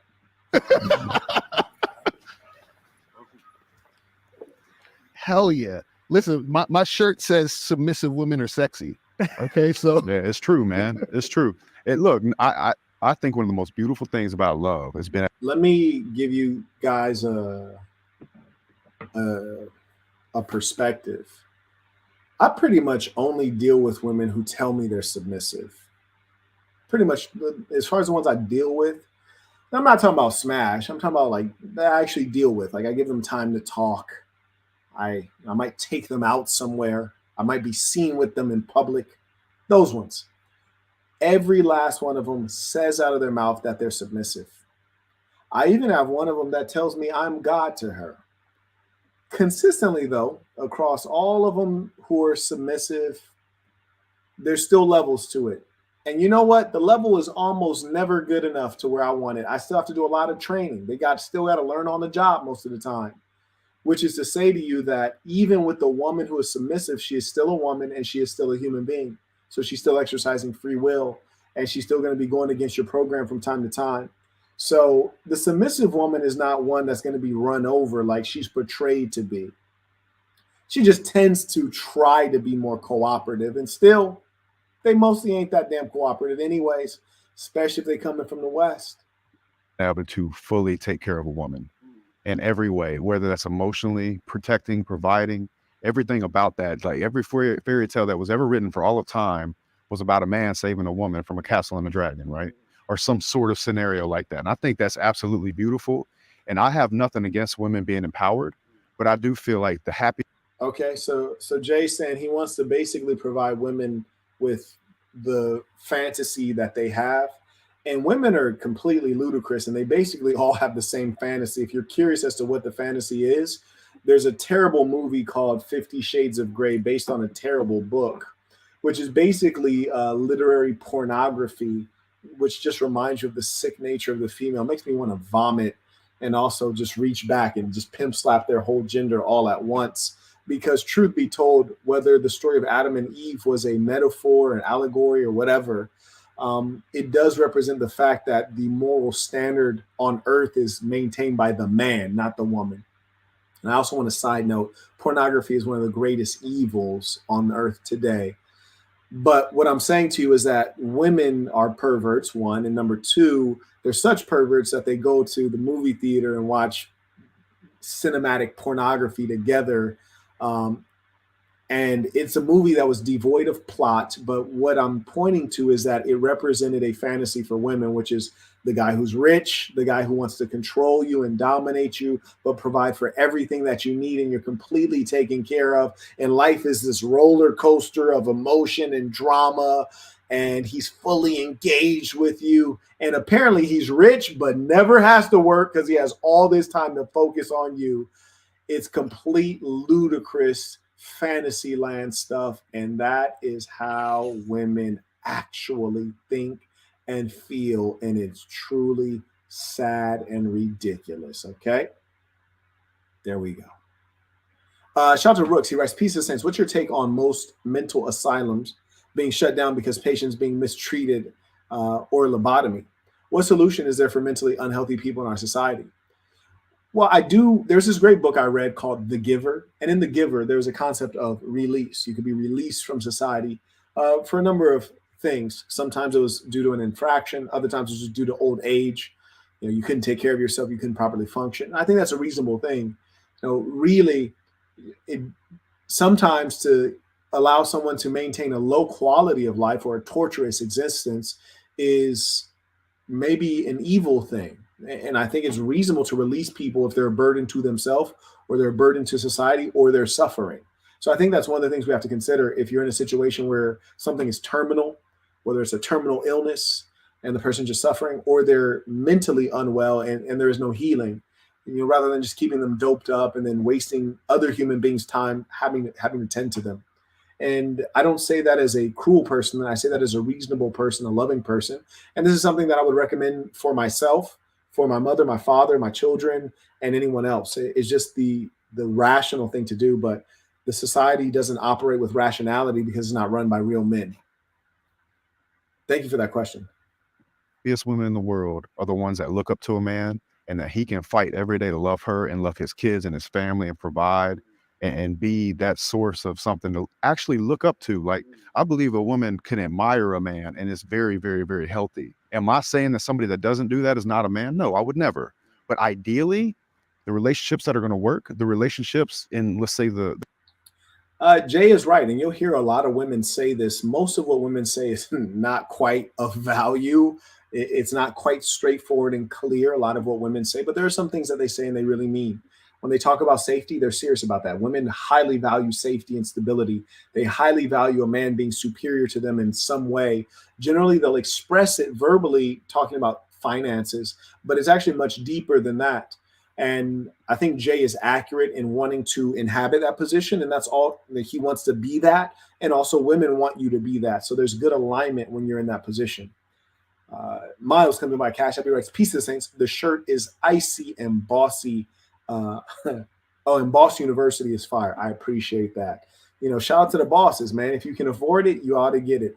And I may just do another webinar, a third webinar. You might say, Marquette, you only promised to do one live webinar. You've already done 2. You've delivered over 13 hours of value. Why would you do another one when your time is expensive and precious and you got other stuff to do? It's because Boss University has such good information that I myself like reviewing it to refresh the good ideas in my mind. That's why I'm willing to redo it and go through each part with you guys live and answer your questions. So I'll be probably doing a third live webinar of Boss University of the last section. And the last section is going to go through relationships, women, and self-care and sustainability. And Lord knows men need self-care because a lot of them are cracking mentally. You did. It's a tough society out there. 30s, 40s, 50s, or whenever, you know, we were having nuclear families stay together before we went off the gold standard and inflation pushed everybody to have 2 people have to have a job.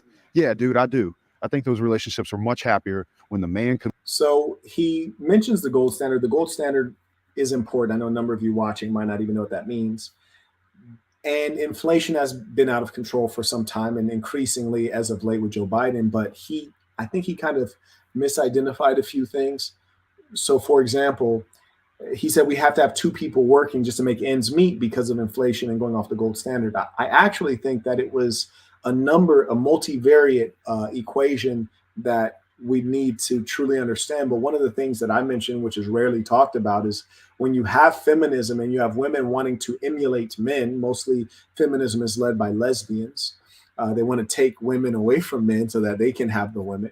So it's usually the lesbian that's the intellectual vanguard of feminism. If you do your research, you'll find radical feminists like Valerie Solanas who were lesbians and they actually hate men. And that's why feminist is such an anti-man movement. But the point is when you have women going into the workforce, what you do is you take the workforce and you've doubled it. So you had men working and you had women as a stay-at-home mom or a homemaker. Now you bring women into the workforce, you've doubled the workforce. What that does is that's going to drive down real wages because there's 2 people you could hire instead of 1. Now the employer has options and they can lower the wage because there's more competition to get the single job. So that's another thing that lowers wages. Also, of course, immigration lowers wages when you're bringing in scab labor. There are a number of things that lower wages. But also the way that the American lifestyle and expectations for lifestyle have changed, have increased the demands of living. You got to pay for your Netflix subscription, got to get the kids the Xbox, you got to get the kids school clothes, you have to get all of these unnecessary things. I was just making an observation here in Eastern Europe, and a lot of the young ladies I've dealt with, not a lot, but I'd say 30% of them, they wear thrift clothes. And among the young women, teenage girls, 18, 19, and then early 20s, they wear a lot of secondhand clothes. I think part of it is a function of economics and the economies that I'm in. But the other part of it is like no one's tripping here. Like no one's looking at them like, oh, you're not wearing designer and what brand is that? Whereas in America, I remember when I was a poor young man, I'll share something with you. I don't think this is in my book, The Black Box. I had a number of stories. I had to, not put everything in there. But when I was a young man, my buddy and I, we had purchased those guns that pull up the sensors off of the clothes. When you walk out with a garment and you hear that beep, beep, beep, beep, beep, beep, because you're stealing and that sensor is on there. Yeah, we purchased one of those guns that pops off the sensor. So we went on eBay, purchased that gun, and we'd go into Armani and all these different places with a bunch of bras. And we had a broad go in the dressing room and pop off all the sensors and have the broad take out all this stuff, in their purses. And I was just thinking, wow, because we were so obsessed with designer and we were so obsessed with getting money for unexplainable reasons, we were going to these great extremes. Whereas here in Eastern Europe, outside of the American capitalist rat race, you have people who just don't care. They're not on that. And that's a mindset thing. That's a culture thing.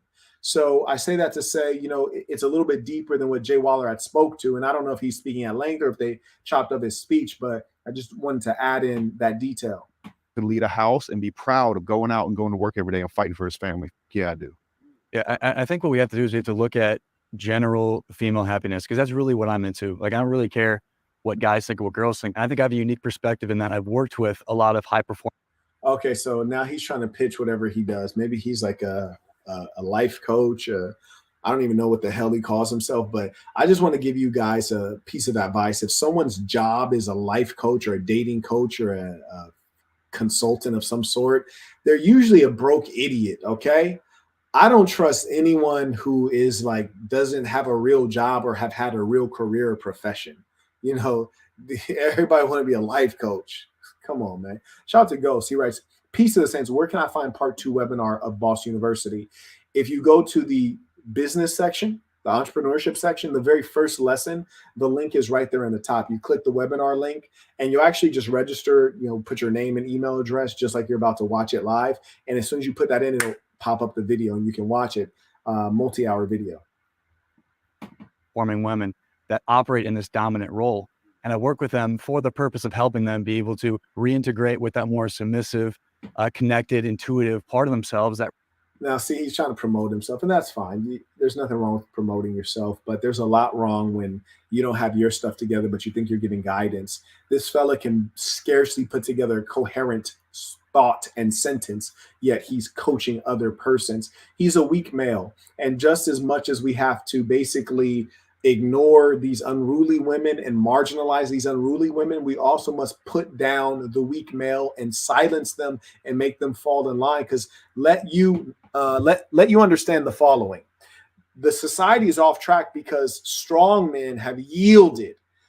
When you see an OnlyFans girl who looks down on a working man who has a 9-to-5 job, goes to work, works hard, contributes to the society and the economy, and she's making 100,000 plus on OnlyFans, and she's acting like she's a big deal, how is she able to make 100,000 on OnlyFans? Because of weak males, because of males who are perverts and psychopaths and sycophants. Those males we must destroy because they are enriching that woman, allowing an OnlyFans girl to make $100,000, throwing the economy out of whack, throwing values and the balance of the male-female relationship out of whack. So we have to deal with them as much as we deal with these unruly females, and we have to deal with both of them with an iron fist. That really is connected to their bodies, that if they were connected to their bodies, wouldn't be as dominant, at least in the presence of men. And with every woman that I've worked with, there is... This guy's a total imbecile. I would have cut him off already. A mission. If I have a mission and this woman is under my mission, meaning I'm leading her, right? Then that is a actual good relationship that's going to flourish. Truly, deep down, every woman would love nothing more than to be more feminine in a role, in a family, and take. I agree with him that deep down, and it's really deep down nowadays. Here's the funny thing: they won't even say it out of their mouth. I ask women all the time, what are you seeking? What are you seeking? What do you want over the next couple of years? What's your goal? How do you see your life, in the near term? What do you need right now? What's your goal in the area of health, wealth, and relationships?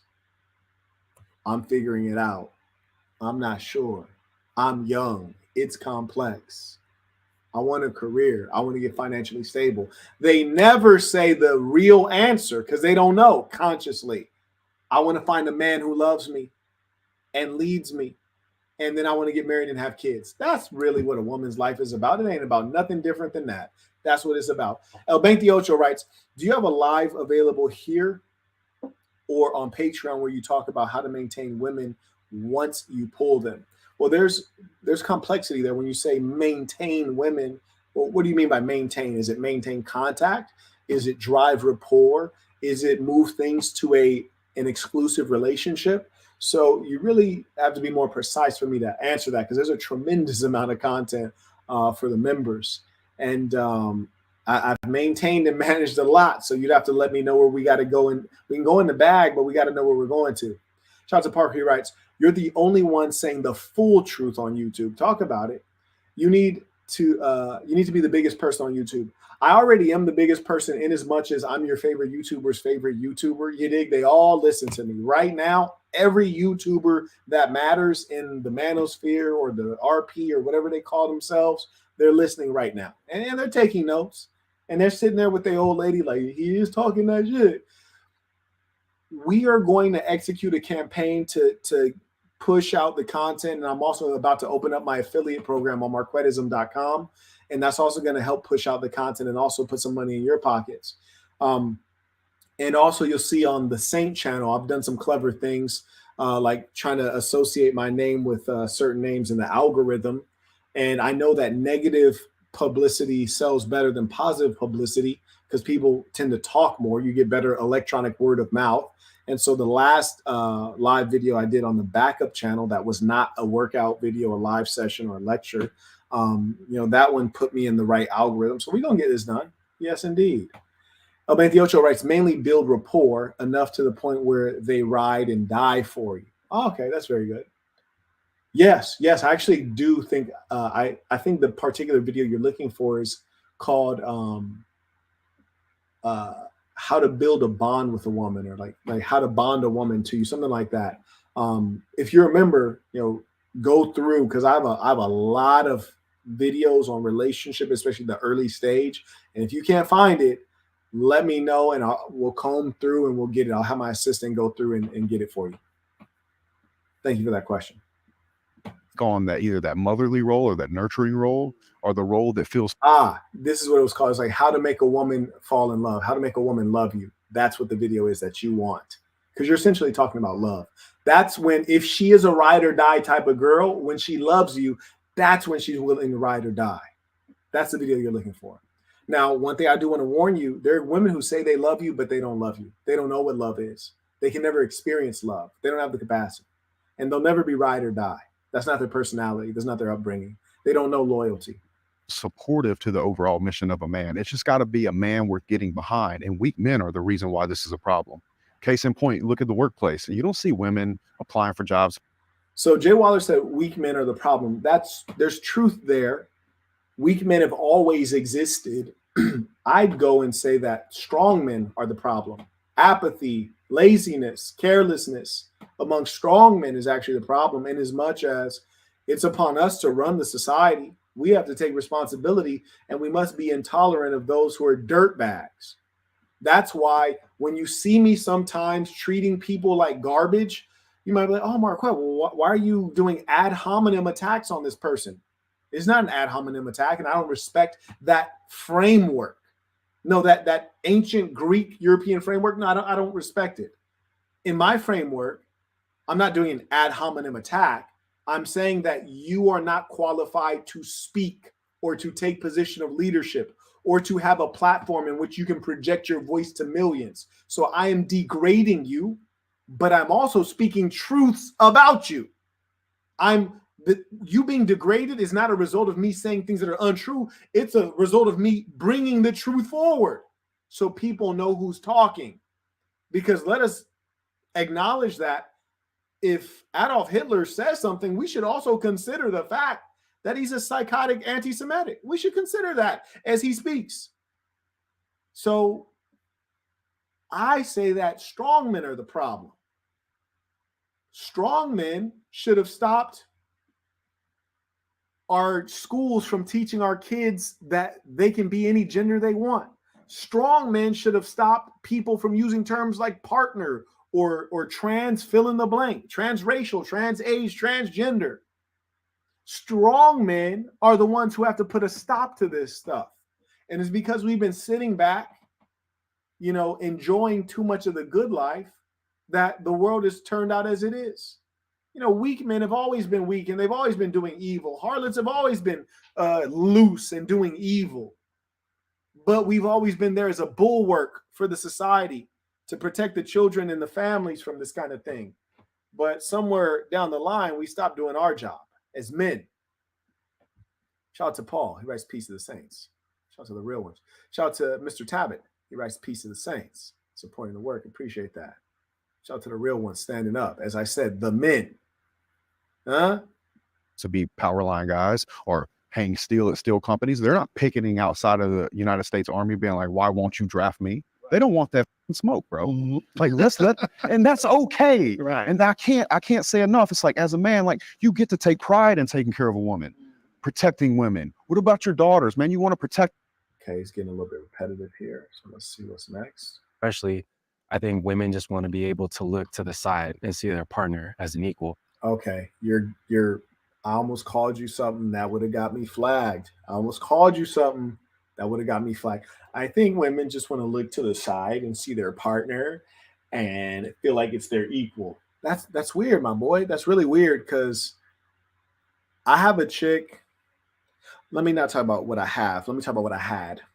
You heard me. You heard me. Because who knows who's watching right now? I had a chick, very good looking, Aryan looking broad, and she was a executive in the ad space, an international executive, very wealthy. She managed and led a lot of men in her business life. She earned a lot of money, high six figures. She lived in Hollywood, was very well established. When we're in the bedroom, she liked me to beat her down and degrade her. And why is that?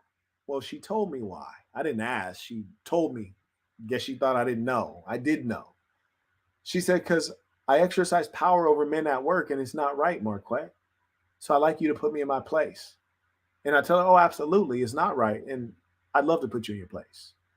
So this guy doesn't know anything about women or the true female nature. This is the kind of character who gets cheated on by women. This dude's a real weirdo. And this is the kind of guy who has muscles for no reason. He's just a big coward. And I think a lot of women now are, I don't think they're trying to be men. I think what they're realizing is that the qualities that they were looking What they're realizing is that this dude is like the biggest sack of motherfucking jello. Shout out to Zoventure supporting the work. Appreciate it. And this guy is pathetic. for men, they've always had it within themselves. If women are submissive, it's mostly for, I I want to say like the validation for the man. I think they know in the back of their heads, like they know now that they can do things on their own, but I don't think they necessarily. You're an idiot. No, they can't do things on their own. You're a complete liar. A woman can't even walk down a dark alley on her own. Huh? See, this guy is so brainwashed by the society, he doesn't realize that the society has so many protections that allow the woman to exist in a pseudo independent state, which is to say, if you were in a state of nature with no government, women couldn't even go outside by themselves. You heard me? No, they couldn't. They couldn't wear the clothes that they want to wear. Somebody might look and be like, titties, I want them. You know, come on, man. A lot of guys are just behaving themselves because they ain't trying to catch a case. You did? Come on now, man.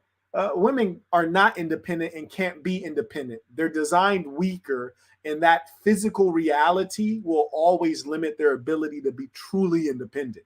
When you can't walk home late at night by yourself because you might get taken advantage of, you're in a perpetual state of damn near being a child. You got to be watched over. You're a child. Huh? Yeah, what I'm saying to you is this. You got me working a graveyard shift. I get off work at 4 a.m. I could just walk home. I could walk through dark alleys and the whole nine. It's not an issue. I feel fine. A chick try to walk through a bunch of dark alleys at 4 a.m. Let me go ahead and go out on a limb and say she might not make it home. And not only will she not make it home, she will experience horrors before she experiences her end. So no, they're not independent. And all that independence is just a bluster. It's just within the context of a soft Western society that has provided excessive protections that mostly protect the unruly harlot women, the worst type of women, because the good women, they have their own protectors. They call them fathers. The good women have their own protectors. They call them husbands. It's the unruly women who don't have a man and they have to lean on the government to do all their dirty work. And that's why we have a bloated government that's overfunded, because we have so many police and so many judges and lawyers and all these court systems to deal with the BS that immoral women put up into the society. For example, the family courts, when you're dealing with child support and all this stuff. What is child support other than a woman who was a harlot or a woman who is unruly, trying to fleece a man for money. Because if she wasn't a harlot, he would have stayed with her. She wouldn't need child support. If she wasn't unruly, he would have stayed with her in the marriage. She wouldn't need child support. So a lot of this bloated government and the system of injustice and the United Snakes of America, referring to the government, not the people, is a result of, unruly harlots. And they've only existed because of weak men doing the evil that they do and good men failing to do the good thing. Really need a man, but I think what they're looking for is that intimacy to have a partner. I don't think that they require one. How many times are you going to say partner? How many times, my boy? I'll give you guys some time to hit that like button to, share the video if you haven't. That's something we forget about. If you haven't clicked the subscribe, hit the bell as well, because I go live at random times. If you haven't sent in tuition, feel free, pass around the collection plate if you want me to carry on. Otherwise, we'll just go ahead and wrap it up. We always got things to get to. I haven't been bored in decades, you dig? Shout out to El 28 is he's carrying everybody's weight. He writes, what is your opinion on bro code? It doesn't exist. No code exists. You can only have a code where you have a closed society with stated values and a system of reward and punishment. Short of that, you don't have a real culture and a code, so to speak. Like the assassin, we have a code. We have systems of reward and punishment. We have a closed society. We have an in-group. We have an out-group. We have an identity. He writes, what do you do if one of your best bros of many years violates it? Well, I don't know specifically what the violation was, but depending on the nature of the violation, you have to, if people violate, you got to demonstrate. That's all there is to it. You're specifically getting with your ex-girlfriend and trying to hide it. I see. Thank you. Well, number one, if you're a mature man, if it's your ex-girlfriend, then your time with the girl is over. So that shouldn't bother you if you're an evolved man.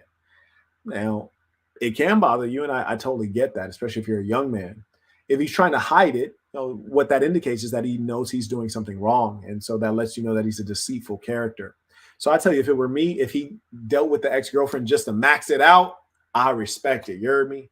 If he's dealing with the ex-girlfriend and he's trying to have a relationship with her, I wouldn't respect it. That'd be kind of weird to me, kind of awkward. That would make me want to distance myself from this character. Now, why am I cool with him hitting? Well, she passing out pie. The homie might as well get some, you dig? She passing it out. If somebody gonna benefit, might as well be my man's. But having a relationship with her would be inappropriate. But generally speaking, as my grandmother indicated, if you have to hide something, that probably means you're not proud of it. And so in as much as that's the case, he knows that he's doing wrong. And so you probably want to start just distancing yourself. Solon writes, Peace and Saints tuition. I want to ask if there's a way to get the login for Boss University. Okay, cool. Yeah. Email me at marquettism.com. I'll put the email right here, me at marquettism.com, and we'll get you set up within hours. Easy. Zoventure writes, it makes me sick whenever I hear grown heterosexual men referring to their woman as partner. Yeah, it disgusts me as well. Do they not realize that terminology came from the rainbow community? I wonder myself. I really wonder. Saint Diaz writes, I came in late. May we carry on. Ibrahima writes, carry on, Saint. All right, sir. Yes, sir. And shout out to the members. You dig? No, they do. Because, a lot of these girls, they usually go home and cry at night from being lonely, from not having a man. They have all these things. And then being more assertive to the man. You see what I'm saying? So where's that at? Because they got options. They got so much more options than men. I'll tell you what you do. That was dumb. That was actually really dumb. The bisexual fella, he says women have so many more options than men. That's actually mathematically not true. Generally speaking, male, female are about 50-50 in terms of human population. But as men live fewer years, we tend to die earlier as compared to females. Also, we have more dangerous jobs, firemen, police officer, military. So we end up getting maimed or killed in these professions as well. And then also men tend to engage in criminality at a higher level as well. So in as much as that's the case, we're incarcerated more. So women don't have more options than men. That's a lie. And what I can tell you, and I know this from experience, is that it might appear as though women have more options because they're maintaining activity more frequently, like sexual activity, but they're not exercising a breadth of options. They're exercising their option to deal with the guys who are at the top of the pyramid. And so the guys at the top of the pyramid are eating more than their fair share. And you got, 10% of men dealing with 90% of women. So that's what's actually happening. So the little weird kid who's bisexual and really has no right to speak up on heterosexual relationships is just terribly wrong. He's terribly wrong from a mathematic perspective. He's terribly wrong from a psychological perspective. And he's terribly wrong because it's like, bro, you don't even like women like that. Anyways, Alpha Music writes, need more of the ism on this video. Big homie, appreciate it if we carry on. Sir, yes, sir. You see a high level of women on antidepressants more than ever, right? And I think that's a bunch of women trying to cope with trying to be like a man when really. That's a great point that Jay brings up, which is that the society is mentally unwell. It's not just the women, it's the men too.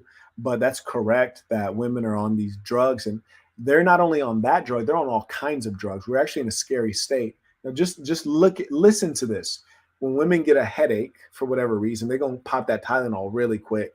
Let them have their menstruation, which is a natural process in the human female. Now they got to take Midol. They got to take PMS medication as though it's not a natural process. Not to mention that they've also like plugged their vagina with a tampon, which means that they're walking around with a foreign object just staying inside of their body. Oh, while we're speaking of foreign objects, if they even have a menstruation, because they might have some foreign objects installed into their body called the Nuva ring, or all these different things that are medications interacting and interrupting really their natural chemistry within their body. And it's causing them to be less of a woman, truth be told. What does birth control do? Well, in some cases, it fools your body and makes your body think it's pregnant. And, in other cases, it makes your menstruation stop, which is one of the natural processes in the female body. Well, if you're not menstruating, you're less female, because the only time you would stop menstruating is when you're pregnant, but you're not pregnant. So now you're walking around in a man's kind of situation. So they got the birth control pill they take in. They put in foreign objects inside of the vagina. They get a headache, they pop in the Tylenol. They get a menstruation, they pop in the Midol and the PMS meds. Then they got the psychotropic drugs that they're on. And then they smoke a little bit of weed because it's medicinal. When it's legal, it's recreational. So they smoking the weed. And don't forget, caffeine is also a drug that they use. The Starbucks line be long in the morning. Oh, and of course, they like to hit the happy hour and get their drink on. They're constantly drugged up, and then they hit the vape pen. Then they go out to the after hours spot and hit the hookah.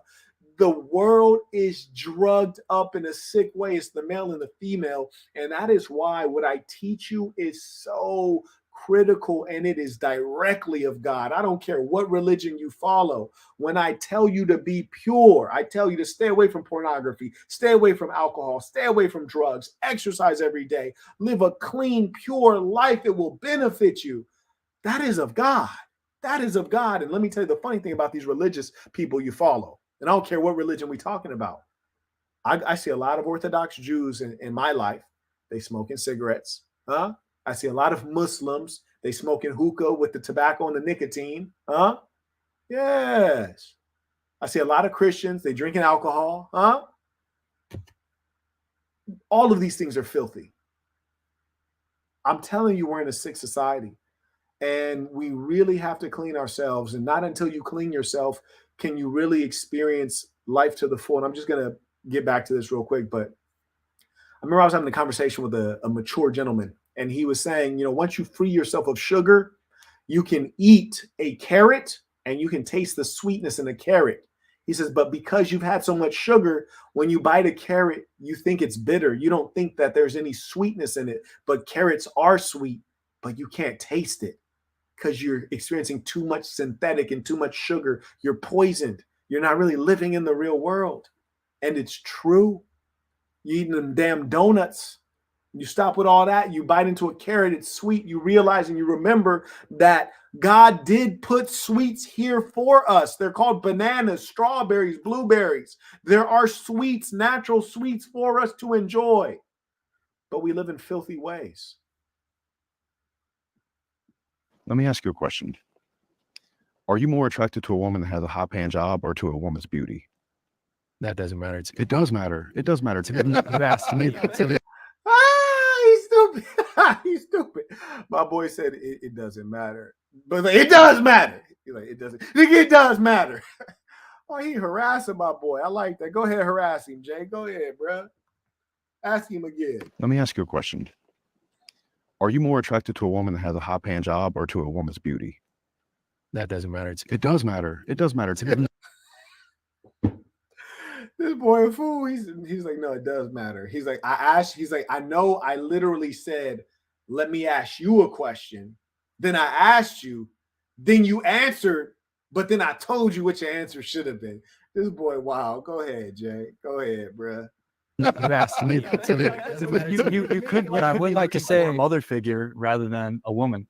Absolutely not. But I would like to say that you're saying that women, have a higher, have antidepressants, but men, Wait, hold on, bro. Like you didn't went so far off topic. That was quick. Did anybody notice how quickly dude went off topic? Like he said, are you more attracted to a woman's earning level or more attracted to her physicality? And bruh's over here talking about something unrelated. Let's see if Jay catching, because I didn't already caught him. And that's the sign of a sharp mind. Like you can only see when I have a goal, I'm only dealing with the goal. I can see BS a mile away. Most people, they're not goal oriented in their thinking. BS creeps in and they're not able to identify it. I'm a social worker, so men 1 out of 10 Wow, he said I'm a social worker. Oh, okay. are more likely to experience depression, but more likely to go undiagnosed and not seek therapy or help. So I do think, and women also, you have to consider What are you talking about, bruh? He didn't even ask you all that. This dude is so effeminate. That's what women do. You ask them one question and they start talking for like an hour and you like damn near forgot your question because they ain't even addressed it. there is men. And for, lack of a better term, I think men have gotten off a lot easier because women have so much pressure and they get judged more harshly. Wow, you could tell this guy's a direct result of a liberal schooling system. It's like he is giving all the feminist talking points. He seems to be so sympathetic to the female in the society, which, myself, I want the male and the female to be top-notch, elite performance. But here's the strange thing. He's acting like women are in such a bad position. I mean, women are in a tremendously advantageous position in as much as college enrollment is 60-40, females in favor situation. And women have the good fortune of, even if, like, let's say they didn't earn as much as men, it doesn't matter because when you go out on a date, the man's paying anyways. Yeah. When you get into a relationship, the man's paying for most of the things anyways. So what they're able to do is live on their income plus his income. So we're accurately calculating their true earning and their true access to capital. Yeah, they're good. They're Gucci. And here's the funny thing that makes the woman's life such a safe existence, and this is one that they don't want to bring up. You see, if I was to walk outside the society right now and I was hungry and I wanted to have dinner and I walked up to 10 guys and I said, hey, would you buy me dinner? They'd look at me like I was out of my mind. And then if I walked up to 10 women and said, hey, would you buy me dinner? They'd also look at me like I was out of my mind. Conversely, if I was a woman and I walked up to 10 guys and said, hey, would you buy me dinner? I'd probably get 10 dinners. And then if I turned and walked to 10 women, I'd probably get 3 or 4 dinners, which is to say people have sympathy on women. The women don't have sympathy on the women, on another woman. And then the guys will at least want to sleep with them. So they'll make the investment of the dinner. So in as much as that's the case, the woman is just very protected and insulated from reality. And that's why they're delusional. That's part of the reason they're delusional. They don't have to deal with reality. The truth is not a useful and necessary thing in their existence. Than men do. For talking about back then when men used to go home, bring home the bacon or whatever, the domestic violence rate was pretty high during that time. And I'll also say that for people, bro, you don't know what the domestic violence rate was during that time, and you don't know what the domestic violence rate is during this time. Domestic violence is something that goes on behind the closed doors of one's home. We will never be able to accurately estimate that. of color, we never really had the luxury of working. Wait, did he say people of color? Bruh, what are you doing right now? This man is, any goddamn complaint that is possible, this dude is bringing it up. Pretty high during that time. And I'll also say that for people of color, we never really had the luxury of working one job. So First off, my boy, what is people of color? Like, I don't even know what that is. Like, what are we talking about? This is how low IQ this fella is. This is how silly this people of color concept is. All right. What is people of color? Well, what it really means is everyone who's not white. Now, this is a slap in the face on both sides. It's a slap in the face to the white folks because it's saying like, hey, it's everybody against y'all.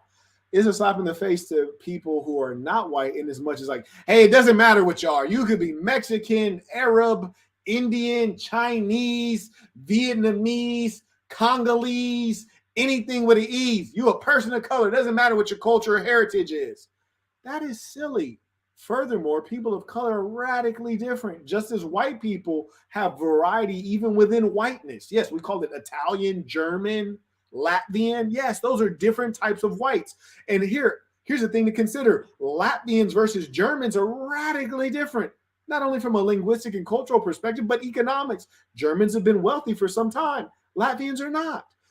You cannot group people in these meaningless terms, particularly when we look at people of color. And you have the Black American and you have the Chinese, radically different cultures, radically different income levels, radically different everything. And at a certain level, you got people who are grouped under the umbrella of people of color, like say, maybe we're talking about Saudis or Arabs, and they would look down upon Africans. So you're grouping people together who don't even respect one another. I mean, it's just complete nonsense. And this is what it's come to. And this is the most dangerous thing to be called a person of color. It's very dangerous because you're never going to get any progress. That's why Black people, they're some of the most dim-witted characters, the Black American. You see, they never make progress. I'll tell you how they've been tricked. It's funny. And you're like, Marquette, aren't you one of them? Why are you saying they? I'm wealthy. I'm wealthy. The things that they are going through don't have anything to do with me. I'm wealthy. Furthermore, I identify as a saint. That's my number one identity. You heard me? Now, this is how Black Americans get tricked with this people of color bit. So what'll happen is, and I know this for a fact because I've experienced this as an agent of the government. There was a government-funded program in Los Angeles. It was supposed to teach job skills to people of color. Because it's in Los Angeles and they have a large Spanish-speaking population, somehow the politicians in the Los Angeles area decided that they would offer these job skill programs in Spanish. Because there's a large Spanish-speaking population, even though America is an English-speaking country, theoretically, right? That's supposed to be like our national language. So you have a lot of undocumented immigrant population in Southern California, in Texas as well, in Arizona as well. Hell, I even met folks who are undocumented in Baltimore. But the point is, these job skill programs were being taught in Spanish. And I was running one of the programs. I remember 2 Black women came in, older Black women. They want to learn how to use Excel because we were offering classes in Excel, but we're offering the classes in Spanish. And they broke down crying to me saying, hey, how is it that you're teaching this class in Spanish and it's government funded and I paid taxes for my whole life and I'm 60 and my grandma paid taxes and my grandma's grandma, my grandfather, my whole family going back generations, literally hundreds of years. And before we were paying taxes, we paid a black tax because they whipped us and forced us to work. And now people showed up literally today. They showed up yesterday. They showed up last year. They've not paid any taxes and they're getting the benefits of this. I was like, oh, because we're people of color. It's a program for people of color. If you can't earmark the program for Black Americans, they're never going to benefit because Black Americans are an increasing minority. You know, Black Americans used to be a significant portion of the American population. And then we had an influx of Europeans, Europeans from Italy, Europeans from various places coming through Staten Island. Then we had an influx of Latinos. And then you have a high rate of abortion among Black women. So the Black population is shrinking, and we're in a majority rule system. It's called a republic or democracy. It's majority rules. Black people have never been a majority, and they're an increasing minority, and they're not even called Black people. They're called people of color. So when the program is created for people of color, it invariably does not benefit Black people. It benefits the majority people of color, which will invariably be Latinos, but it's increasingly going to benefit the lowest elements of Latino society and the ones that are newcomers to America. So it's not like Mexican Americans that have been here for generations. It's somebody who just came in recently from El Salvador, wherever they came in from. And that's fine. You know, if I was in El Salvador, I'd try to get to America. You dig? If I was in, goddamn Cali, I don't care where the hell I was. I'm trying to get to America, baby. And so the point is that the people of color terminology is actually quite dangerous. And even when you find that the Black people try to smarten up and they create a movement for themselves, like, I don't know, Black Lives Matter, it's still not about Black people. Now it's about LGBTQ. So when you have a people who are so ignorant and self-hating, the Black Americans, they're not able to make any progress because, one, they don't have an intellectual vanguard. They don't have a real thinker at the helm. There's no one creating ideology and organizing. And so they're always going to lose. You're welcome. And by the way, I just gave you more game than Dr. Umar, what's the other dude, Tariq Nasheed, and whoever the hell else is a Black leader, Riza Islam. All of them smashed together didn't give you that much game in all of their content that I just gave you in the last 10 minutes, okay? You're welcome. Carrying on. Parents, their parents before them, everybody always had to work, men and women. So there was always that equal opportunity for them to be able to see that they could do it together as opposed to put that one pressure. And I also, what is this dude talking about? Like, this boy just be talking, just nonsense. What if that changes? You know what I want to see on this panel? I want to see someone just completely shut somebody down and devour them, like savagely. Like, if I was on this panel, I probably would have savaged somebody. I would have had to. I might have savaged a couple people. And it's okay. The male today is so weak and docile that it's like they always are. They're like a declawed cat. They're like a defanged saber-toothed tiger. It's a saber-toothed tiger, but there's no saber tooth. It's like a goddamn shark with no teeth. It's a dog with bark, but not even a bark. The dog ain't got no bite or a bark. Everyone's so muted in this conversation. Like, what if she grows? Because I would love everybody to be able to grow throughout life. What if she starts becoming more dominant? I would love everybody to be able to grow throughout life. Like this guy, this is the kind of guy you might just slap in his face and he's not going to do anything. He got those big muscles to try to intimidate people so they don't mess with him because he's really weak-hearted and soft. He's probably bullied his whole life. That's why he got these muscles so he can look scary. I'd probably just slap this guy in his face and just stare him in his face, right in front of his face with no fear at all because he's a weakling. Yeah, grass-fed lines, exactly. Saints, I'm going to take a pause for the cause, give you guys a little bit of time to hit that like button. If you haven't, hit that subscribe, hit the bell, get these notifications. And if you're smart, you probably get the membership because I hear YouTube ain't sending out the notifications. For the members, I went in the Discord. I let everybody know I was starting early, which is why they were able to be here on time with us. You dig? But I'm going to go ahead and take a pause for a cause. If you guys want me to carry on, I'll carry on.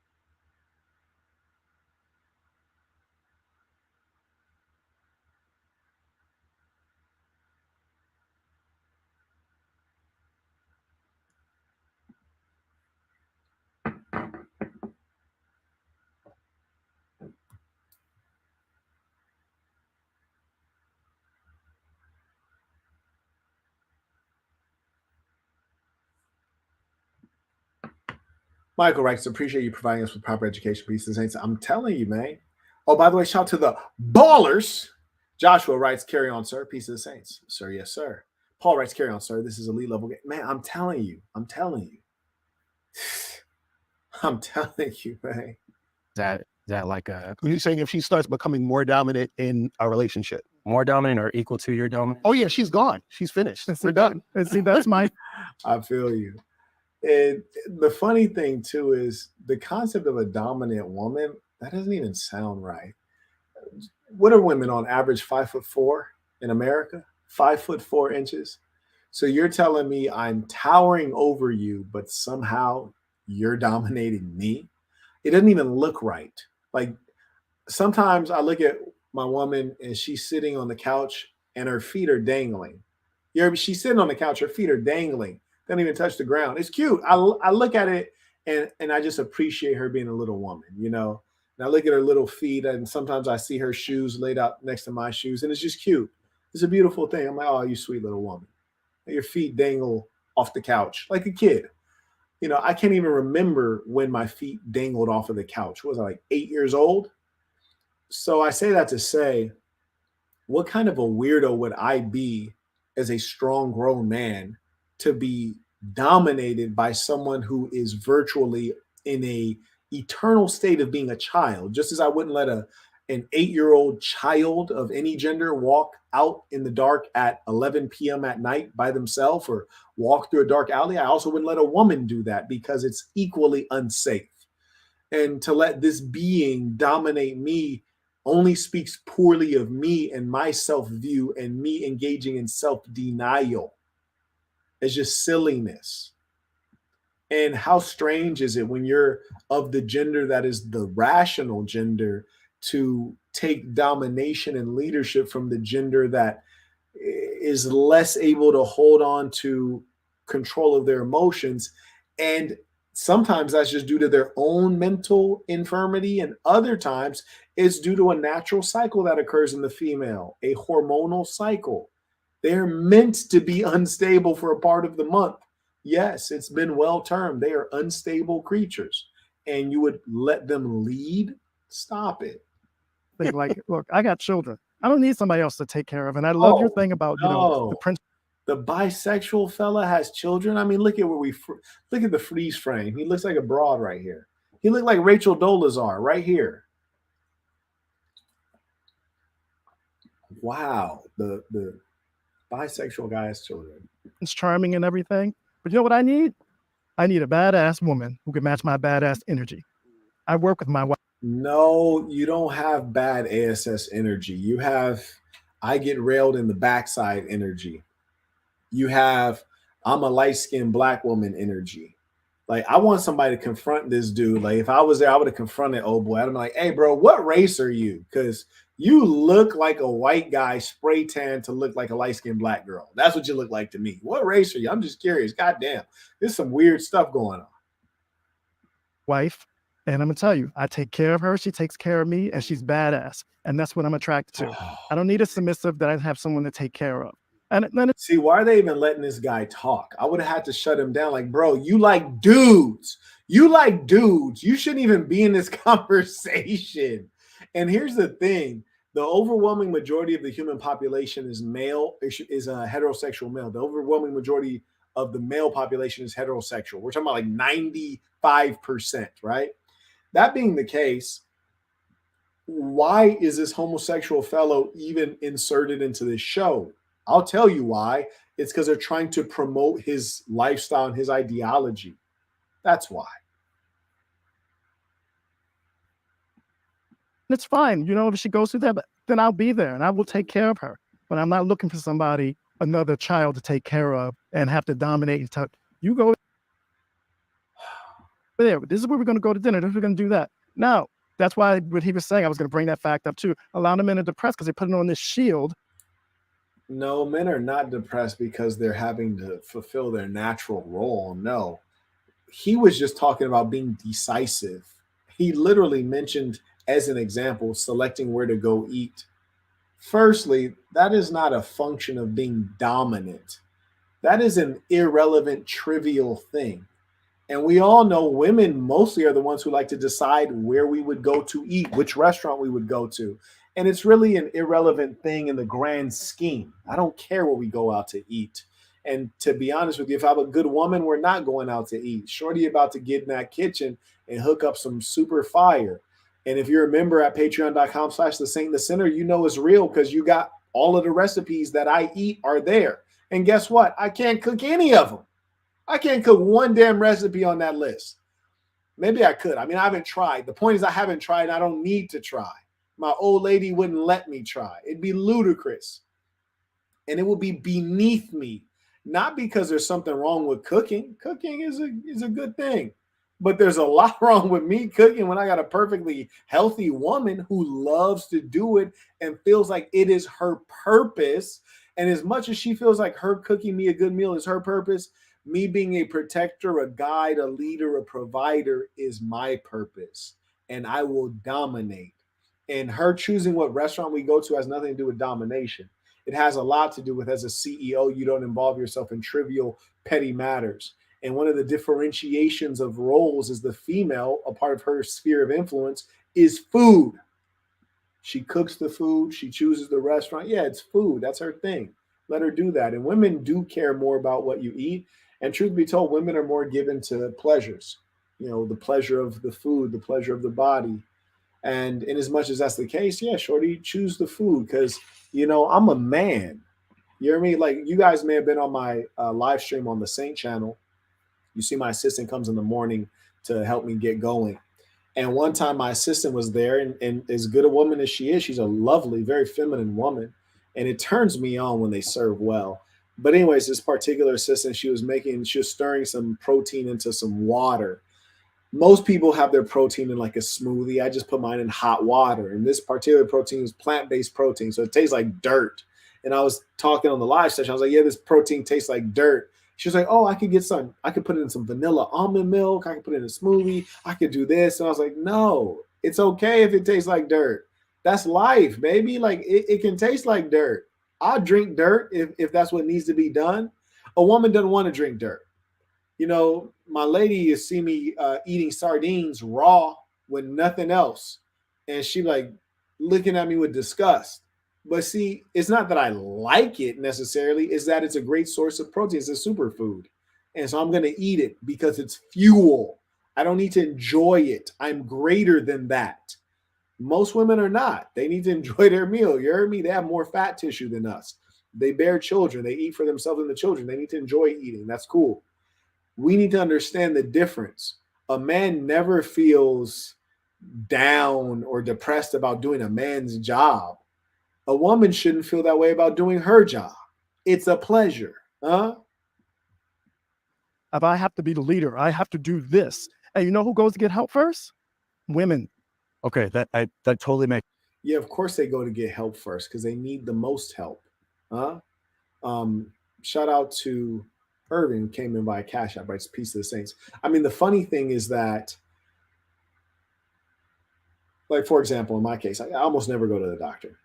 And the only thing that would really make me go to the doctor is if something was wrong with my penis. You heard me? If something wrong with my joint, I'm going in, but ain't nothing ever wrong with it. So I don't go. You heard me? I didn't got stabbed before and didn't go to the hospital. Yeah, I needed stitches too. It didn't heal right. I needed stitches, but I ain't go. So pretty much, unless something's wrong with my meat, I ain't going. And ain't nothing ever wrong with my meat, so I don't go. Anything happen, my old lady's always like, oh, you should go. I'm going to book you. I can schedule an appointment or whoop-de-whoop. Nah, I'm good. Now, chicks go to the doctor for any and everything because they're fragile. They are fragile. And when you want to talk about coochie doctors, gynecologists, God damn it. Man, they got so many things to go to the doctor for. Doctor got in a machine with her legs spread, sticking metal objects up there. They got a goddamn microscope and shit looking up the coochie. The goddamn coochies are complex. They need maintenance, man. They need maintenance. So women, of course, go to the doctor, gynecologist all the time. I hear you're supposed to get a pap smear twice a year. Maybe it's once a year. I forget. I don't remember. And then they got all these damn pills that they on. Of course they go all the time. We don't need to go all the time. It's not our nature to be sensitive like that. That's why we don't go. And I'm not saying neglect your health. I'm just saying that we don't need to go like that. I mean, chicks have you could tell the difference in our existence. When women refer to my body, I've never referred to my body in the way that they do. They'll talk about the body as a whole and the body as an integrated thing. I talk about body parts. You know, I'll say, oh, my arm, my elbow, my meat. You hear me? I'm talking about body parts. Women are talking about my body feels this way, like my body. There's a wholeness and there's an integration. There's a rhythm to the woman's body. I mean, truth be told, they're a little bit more primitive. Women are a little bit more like animals. You know, they bleed and this stuff and got all this. They bleed for 5 days and don't die. They got all kinds of stuff going on. It's different. So this dude is acting like we're similar. Our bodies are radically different. Theirs is complex. Ours is simple. Come on now. Makes sense. I think if we're talking about men not ever dealing with their emotions, Just real quick, just the stupidity of this. I mean, women's bodies are so complex, they don't even know how to work it. You heard me? It's like they need a goddamn owner's guide, a usage manual. Imagine this. There are women who say they've never come before. They don't even know how to properly stimulate themselves to reach orgasm. I kid you not. There are women who don't even know how to make themselves come, orgasm. And in fact, science for a significant amount of time wasn't sure the female orgasm was a real thing. Now, how many guys are out there who don't know how to rub one off? They don't know how to catch a nut by themselves. None. They all know how to do it. It's simple. it makes sense for this argument that you guys. Is this dude wearing some goddamn, I got to maximize this. This boy's wearing a goddamn suit jacket and motherfucking leggings with a suit jacket, my boy. Bro, if you're going to wear suit pants, shouldn't there be a crease somewhere on them damn pants? Shouldn't the material be a little thicker, my boy? You're wearing gray leggings right now. This ain't right. I ain't supposed to be able to see your calf outline through a pair of men's business slacks, trousers. That ain't right. The boy ain't right. He trying to look upscale, but he ain't upscale. You can tell he faking the funk. Are talking about. But I'm of the firm believer I've gotten a lot of therapy in my life. I've done a lot of things for myself personally. See, I believe that. See, I've gotten a lot of therapy. It's always these fucking broken people who want to go out and help everybody. That's why the world is so fucked up.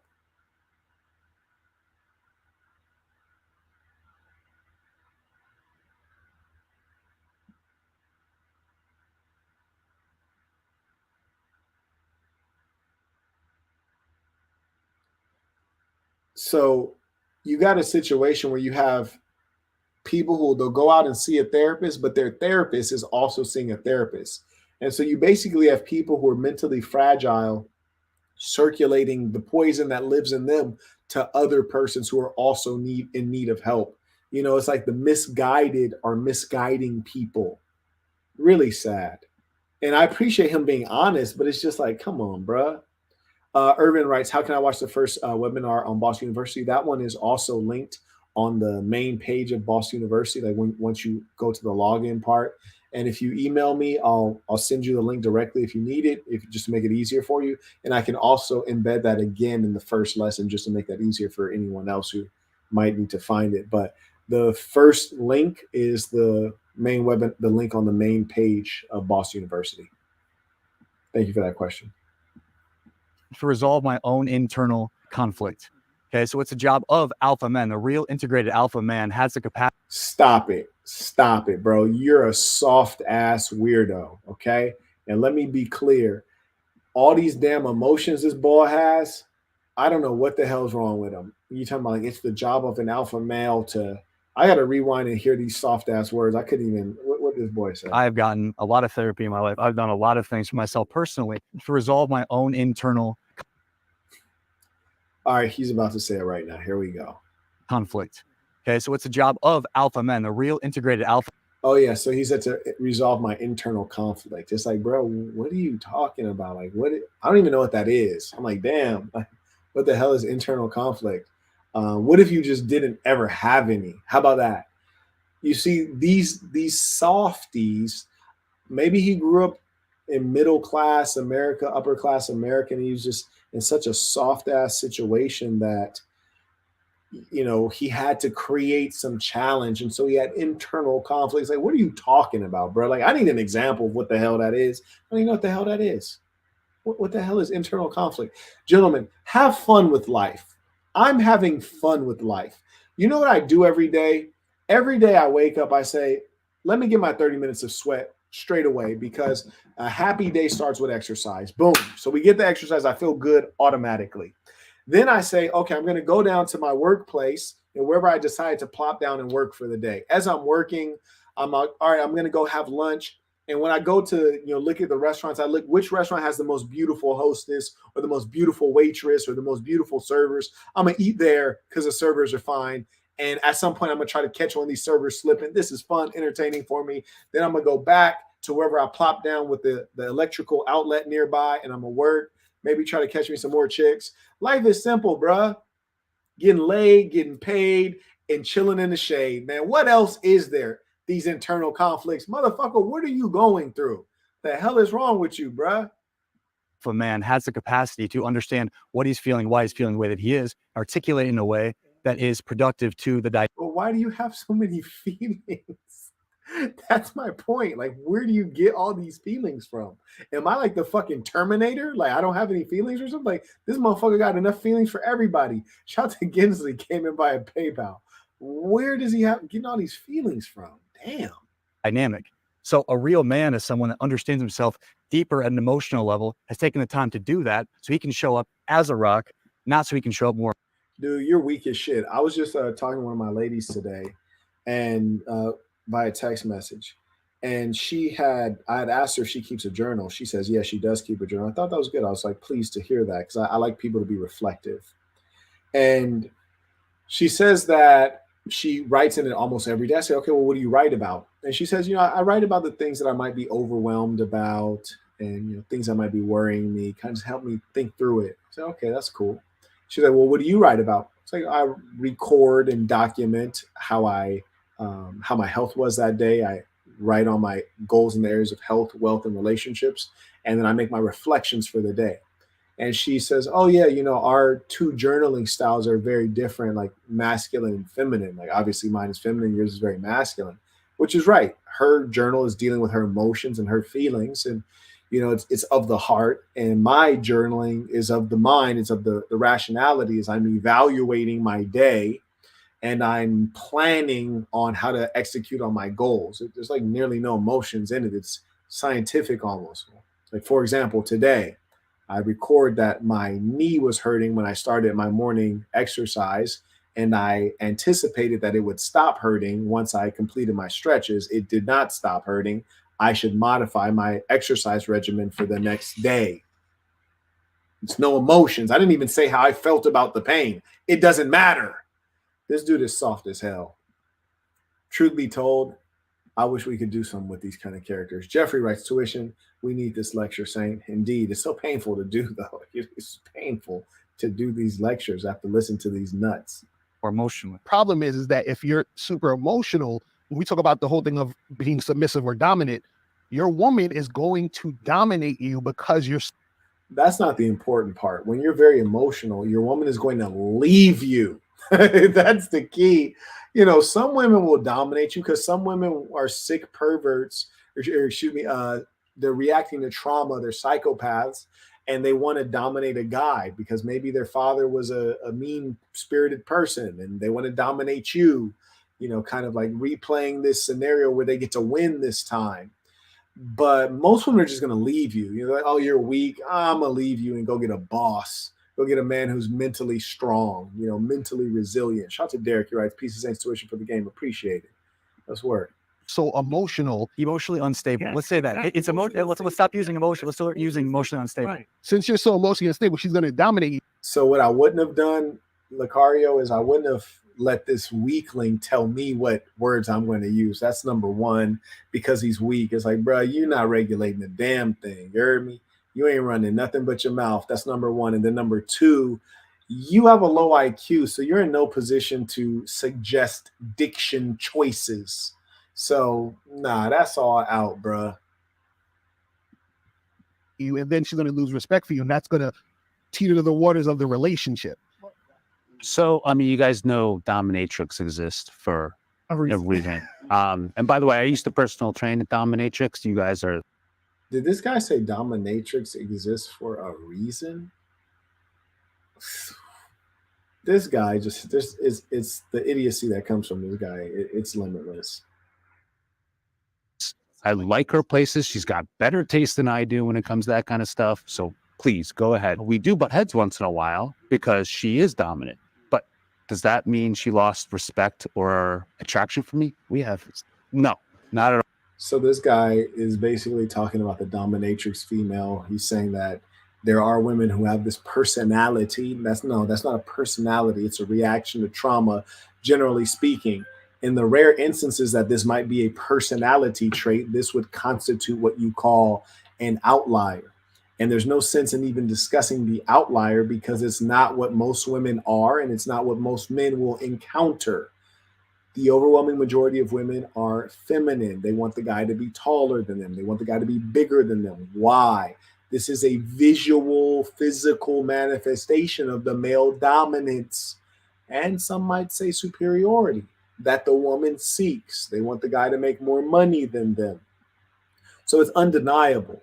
Really, they're having this conversation for entertainment purposes because rather than make plans and train strong men, this is the easier thing to do. At all.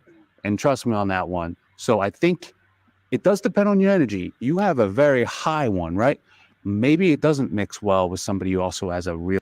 This boy is talking about energy now. That's the most feminine thing when they start talking about feminine energy, masculine energy. Stop it. The more you want the woman to be submissive. The more dominant she is, then the more. I don't know. I think I'm submissive. Situation would you Honestly, in this whole thing, I damn near can't really listen to anybody except what Jay is saying. Let's see if Jay speaks up again. Oh, I forgot this dude was even Go here. be something that they don't want to be. I do agree that honestly it is a choice, it's a preference. You know, we shouldn't speak upon like everybody. Obviously, like it's always a gray area, it's a range, isn't it? This dude might even be a female, might even be an actual female. This is what women do. Oh, it's a gray area. Yes and no. Yeah, yes and no. Maybe. They are never decisive. It can't be black and white because then you'd have to make a decision for something to be black and white. So instead they keep it in the gray area. Why? Because they're eternally scared creatures. They don't want to be wrong. And if they are wrong, they won't admit that they're wrong. And if you choose black or white, you've made a stance and you've said that one thing is better than the other. Or you decide to be on one side of the gate and it might be the wrong side. And so rather than do that, we're going to straddle the gate. We're going to say it's a gray area. We're going to say yes and no. We're going to say maybe, and we're not going to get anywhere. That is why, generally speaking, women are terrible leaders. And they're also scared of being leaders. And one thing I observe on a consistent basis, when you have a female in a position of leadership, they can never make the call when it's time. They always got to consult everybody else and get everyone's opinion. And then they're saying, oh, we're going to vote on this. Well, love, we ain't got time to vote. Are you going to press the nuclear button and return fire or not? We ain't got time to vote. What you going to do, Captain? She don't know. I wouldn't want them in the position of leadership. Shout out to Greg. You guys just subscribe to your Patreon. Love the old Saint City podcast videos. Yeah, they're pretty fun. Do you plan on bringing that up in the future? Super entertaining content. Nah, because people didn't support it. I don't know precisely why, but no, people didn't support it. I know at times certainly the game was just very engaging, but people didn't really support it. So nah, it's not a good use of time. But I had a lot of fun. There's some good times on there, absolutely. It's not one side or the other. And if you guys want to be in a relationship where the woman is submissive and the woman also wants to be in a relationship where the male is dominant. Okay, so he's basically saying to each their own. Got it. That's very easy to say. I am great at sex. Oh, come on, man. I mean, I have a lot to learn. Look, see, the pimping would have stayed back when it said I am great at sex. I'd have stayed posted. You heard me? I'd have stayed posted. Not to say I haven't gotten some rave reviews. Listen to me. If you are a member at patreon.com/thesaintinthecenter, man, I got player stories you wouldn't believe. I've gotten great reviews. In fact, I've had chicks that make significant demands on me. But that's not something that I want to be good at. I'm never like if I went ahead and beat something down, there were circumstantial reasons. I almost never go into the situation like, yeah, I'm about to wear this out. Never. No, I don't want to wear it out. That is not on my to-do list. It's never on my to-do list.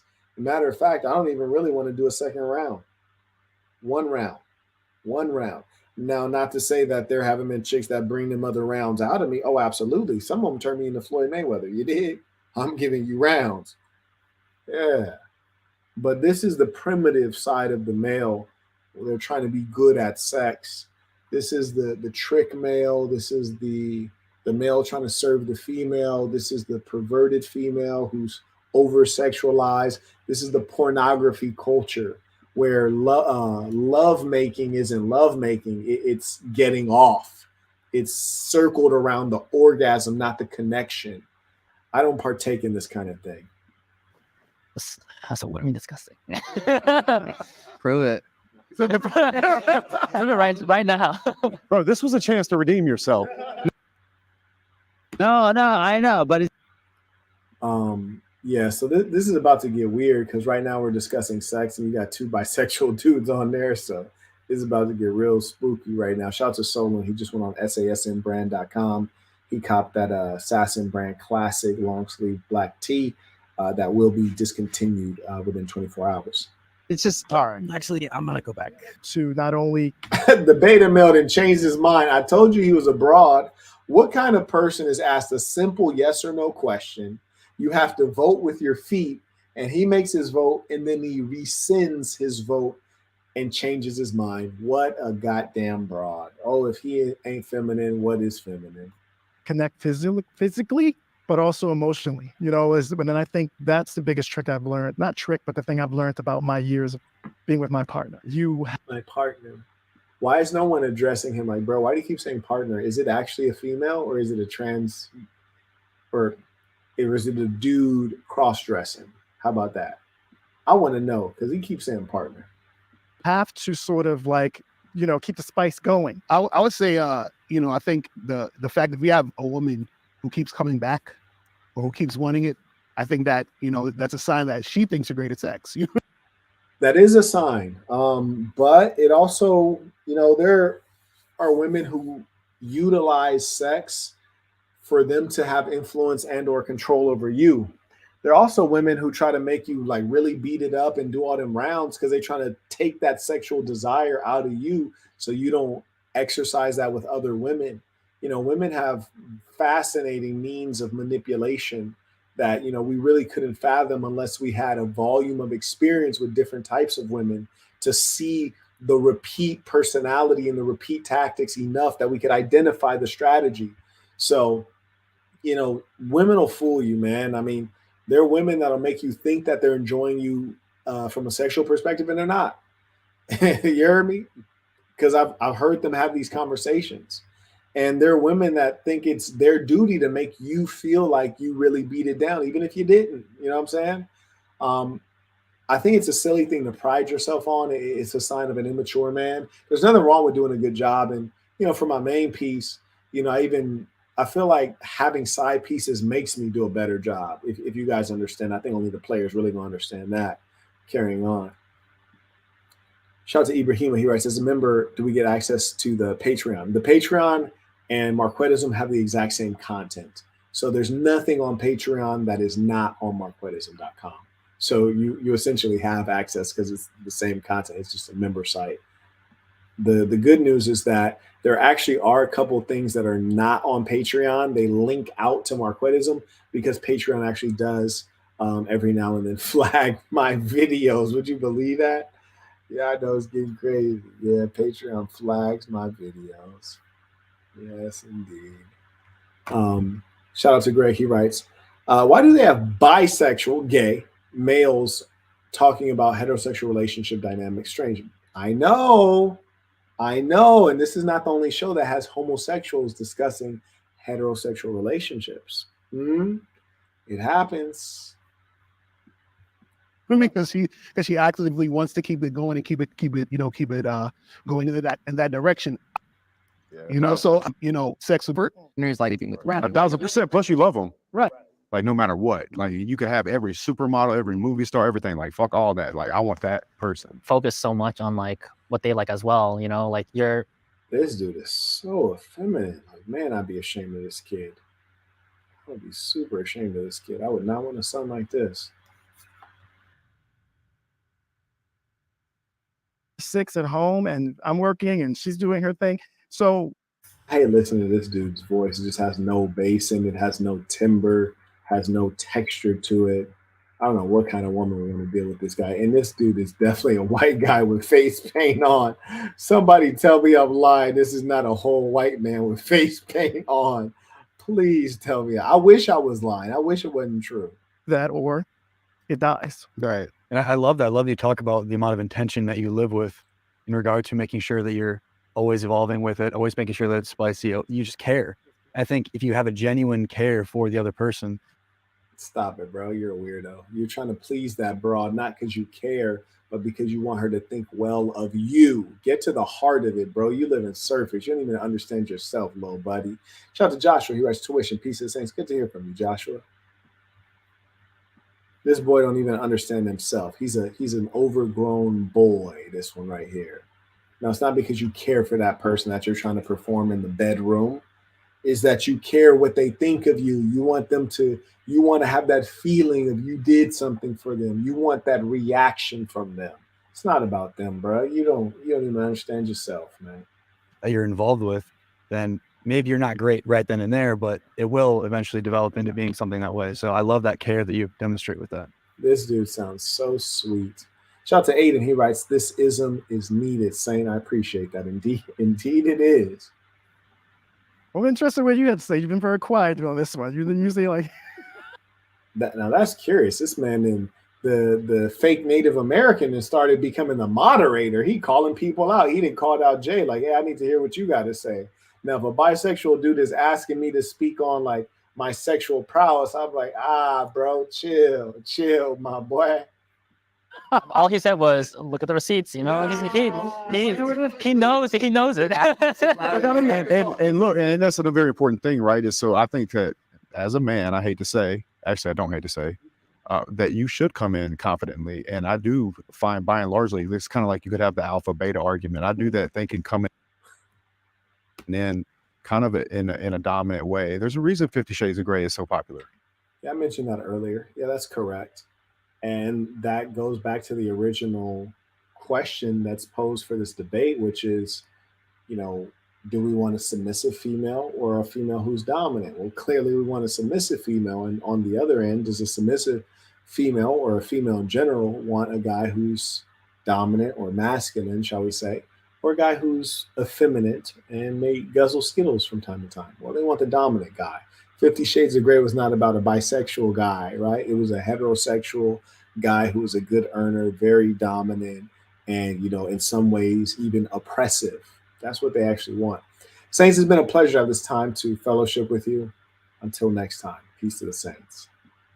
Actually, let me end this right. If you guys are still there, bear with me. Let me end this right. Please forgive me. Let us end with our tradition, the Creed of the Assassin. Repeat after me with full conviction, knowing this is true of you. Creed of the Assassin. I'm going to be who I truly am because I am remarkable, and I'm going to strive every moment to show the greatest part of who I am. Until next time, peace to the saints.